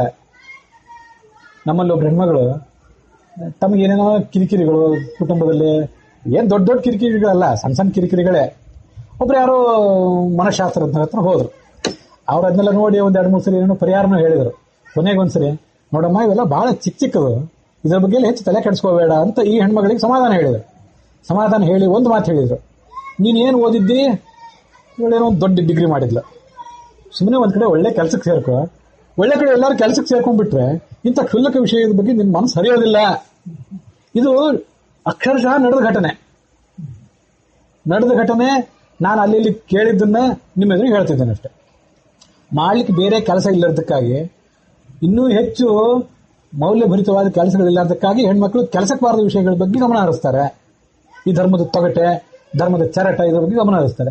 ಯಾಕಂದ್ರೆ ಅವರಿಗೆ, ನಾನು ಇದನ್ನು ನೋಡಿದ್ದೇನೆ ಎಷ್ಟೋ ಸರಿ, ಮಹಾಸಾಧ್ವಿ ಹೆಣ್ಮಗಳು ಕೆಲವು ಹೆಣ್ಮಗಳನ್ನ ನಾವು ಹೊಗಳ್ತಿರ್ತಾರೆ. ಅಯ್ಯೋ ಮಹಾಸಾಧ್ವಿ, ಅವ್ರ ಮಡಿ ಏನು, ಅವ್ರ ಮೈಲಿಗೆ ಏನು, ಅವ್ರ ಉಪವಾಸ ಏನು, ಅವ್ರ ಶ್ರವಣವೇನು, ಅವ್ರ ಮನನ ಏನು ಅಂತ ಅವ್ರನ್ನ ಹೊಗಳ್ತಿರ್ತಾರೆ. ಮಹಾಸಾಧ್ವಿ ಹೆಣ್ಮಗಳು. ಅಲ್ಲಿ ಹೆಣ್ಮಗಳು ಅಂದ್ರೆ ಹೆಣ್ಣು ಸರಿ, ಅದೆಲ್ಲಕ್ಕಿಂತ ಹೆಚ್ಚಿಗೆ ಹೆಣ ಬದುಕ್ತಿರ್ತಾರೆ. ನನಗೆ ನಿಜವಾಗ್ಲೂ ಈ ಮಾತಿನ ಹೇಳಿ ಕೆಟ್ಟ ಅನಿಸ್ತದೆ. ಆದರೆ ಯಾವುದೇ ಒಂದು ಸ್ವಂತಿಕೆ ಇಲ್ಲದೆ, ಧರ್ಮದ ಸರಿಯಾದ ತಿಳುವಳಿಕೆ ಇಲ್ಲದೇನೆ, ಯಾರೋ ಹೇಳಿದ್ರು, ಯಾರೋ ಉಪನ್ಯಾಸದಲ್ಲಿ ಏನೋ ವೈಭವೀಕರಣ ಮಾಡಿದ್ರು, ಅದನ್ನ ಇವರು ಆಚರಣೆ ತರಲಿಕ್ಕೆ ಶುರು ಮಾಡಿದ್ರು ಅಂತ ಇವ್ರು ಮಾಡ್ತಾ ಹೋಗ್ತಾರೆ. ಇಂಥವ್ರು ಮಾಡೋರನ್ನ, ಇದು ವೈಚಾರಿಕ ಜೀವಂತಿಕೆ ಅಲ್ಲ, ಇದೊಂದು ವೈಚಾರಿಕವಾದ ಸಾವೇ ಇದು. ಇಂಥ ಹೀಗೆಲ್ಲ ಬದುಕ್ತಾ ಹೋದ್ರೆ. ಅದಕ್ಕಾಗಿ ಮಹಾಸಾಧ್ಯ ಹೆಣಮಗಳು ಅಂತ ಹೇಳಿದೆ ನಾನು. ಹೆಣ್ಮಗಳು ಅಲ್ಲ, ಹೆಣಮಗಳು ಅಂತ ಅಪಹಾಸ್ಯ ಮಾಡಿದೆ. ಇವರಿಗೆಲ್ಲರಿಗೂ ಬೇಕಾಗಿರೋದು ಏನಂದ್ರೆ ಇಂಥದೊಂದು ಪ್ರಶಂಸೆ ಅಷ್ಟೇ. ನಿಮ್ಗೆ ಒಂದು ವಿಷಯ ಹೇಳ್ತೇನೆ, ಬರೀ ಹೆಣ್ಮಕ್ಳಿಗೆ ಅಂತಲ್ಲ, ಈ ಜಗತ್ತಿನಲ್ಲಿರುವಂಥ ಪ್ರತಿಯೊಬ್ಬರಿಗೂ ಕೂಡ ಸ್ವಲ್ಪ ಕೀರ್ತಿ, ಒಂದು ರಿಕಗ್ನಿಷನ್, ತನ್ನ ಒಂದು ಸ್ಥಾನ, ಮಾನ, ಜನ ಗುರುತಿಸಬೇಕು. ಈ ಭ್ರಾಂತಿ ಪ್ರತಿಯೊಬ್ಬರಿಗೂ, ನನ್ನನ್ನು ಹಿಡ್ಕೊಂಡು ಎಲ್ಲರಿಗೂ ಇದ್ದದ್ದೇ. ಕೆಲವರಿಗೆ ಹೆಚ್ಚಿರ್ತದೆ, ಕೆಲವರಿಗೆ ಕಡಿಮೆ ಇರ್ತದೆ. ಎಲೆ ಮರೆ ಕಾಯಿ ಥರ ಬದುಕಬೇಕು ಅಂತ ಕೆಲವರು ಅನ್ಕೋತಿರ್ತಾರಲ್ಲ, ಅವನಿಗೇನಿರ್ತದೆ ಅಂದ್ರೆ, ನಾನು ಹಾಸ್ಯ ಮಾಡಿ ಹೇಳೋದಿದೆ, ನನ್ನನ್ನು ಕೊನೆ ಪಕ್ಷ ಎಲೆಮರಿಕಾಯಿ ಅಂತ ಈತ ಬದುಕಿದ್ದಾನೆ ಅಂತ ನನ್ನನ್ನು ಗುರುತಿಸಲಿ. ಬಹಳ ಕೀರ್ತಿ ಬೇಕಾಗಿಲ್ಲ, ಸ್ಥಾನ ಬೇಕಾಗಿಲ್ಲ, ಮಾನ ಬೇಕಾಗಿಲ್ಲ, ಜನ ಮರ್ಯಾದೆ ಕೊಡೋದು ಬೇಕಾಗಿಲ್ಲ. ಎಲೆಮರೆಕಾಯಿ ಅಂತ ಈತ ಬದುಕಿದ್ದಾನೆ ಅಂತ ಜನ ನನ್ನನ್ನು ಗುರುತಿಸಲಿ ಅಂತ ಭ್ರಾಂತಿ ಇರ್ತದೆ. ಅದಕ್ಕೆ ಅದನ್ನು ಕೀರ್ತಿ ಶನಿ ಅಂತ ಕರೀತಾರೆ. ಆ ರೆಕಗ್ನಿಷನ್ ಅನ್ನೋದು ಬಹಳ ಹೊಲಸು ಸಂಗತಿ ಅದು. ಅದಕ್ಕೆ ಇವರೆಲ್ಲ ಬಲಿ ಬಿದ್ದಿರ್ತಾರೆ. ಅದಕ್ಕಾಗಿ ಧರ್ಮದ ಹೊರ ತೊಗಟೆಯನ್ನು ಆಚರಣೆ ಮಾಡೋದ್ರಲ್ಲೇ ತೃಪ್ತಿ ಕಾಣ್ತಾರೆ. ಅದ್ರ ಮೂಲಕ ತಮಗೊಂದು ಸ್ಥಾನ ಗಳಿಸೋದ್ರಲ್ಲಿ ತೃಪ್ತಿ ಕಾಣ್ತಾರೆ ಅಂತ ನನಗೆ ಅನಿಸ್ತದೆ. ಇವನ್ನೆಲ್ಲ ನೋಡಿ ಕೆಲವರಿಗೆ ನಮ್ಮ ಮಾತು ಹೊರಟು ಅಂತ ಅನಿಸ್ತಿರ್ಬೋದು, ಕೆಲವು ವಿಷಯ ಸರಿ ಇರಬಹುದು, ವಾಕ್ಯ ತಪ್ಪಿರ್ಬೋದು. 108 ವಿಷಯ ಇದರಲ್ಲಿ. ಇದೊಂದು ಹರಟೆ ಅಂತ ತಿಳ್ಕೊಳ್ರಿ. ಅದನ್ನು ಉಳಿಸ್ಕೋಬೇಕು ಅಂತಿದ್ರೆ ನಿಮ್ಮ ಮೊಬೈಲ್ಗಳಲ್ಲಿ ಅದನ್ನು ಉಳಿಸ್ಕೊಳ್ರಿ, ಬೇಡ ಅದನ್ನು ಡಿಲೀಟ್ ಮಾಡಿಬಿಡ್ರಿ. ಹೇಳೋದಂತೂ ಹೇಳಿದ್ದೀನಿ. ನಮ್ಮ ತಮ್ಮ ವೀರನಾರಾಯಣಾಚಾರ್ಯರು ಕೂಡ ಅದನ್ನು ಹೇಳಿದ್ರು. ಅದನ್ನು ಹೇಳಬೇಕು ಅಂತ ನನ್ನ ತಲೆಯಲ್ಲಿತ್ತು. ನಿಮ್ಮೆಲ್ಲರ ಎದುರಿಗೆ ಅದನ್ನು ಹೇಳಿದ್ದೇನೆ. ಧರ್ಮವನ್ನು ಸರಿಯಾಗಿ ಆಚರಣೆ ಮಾಡಿ ಮುಂದಿನ ಪೀಳಿಗೆಗೆ ಸರಿಯಾದ ರೂಪದಲ್ಲಿ ಕೊಟ್ಟು ಹೋಗಬೇಕಾದ್ರು ನಮ್ಮ ಜವಾಬ್ದಾರಿ. ಧರ್ಮೋ ರಕ್ಷತಿ ರಕ್ಷಿತಃ. ಇಲ್ಲಿಗೆ ಈ ಒಂದು ಸಾಂದರ್ಭಿಕವಾದಂಥ ಹರಟೆ ಇಲ್ಲಿಗೆ ಮುಕ್ತಾಯ ಕಂಡಿದೆ.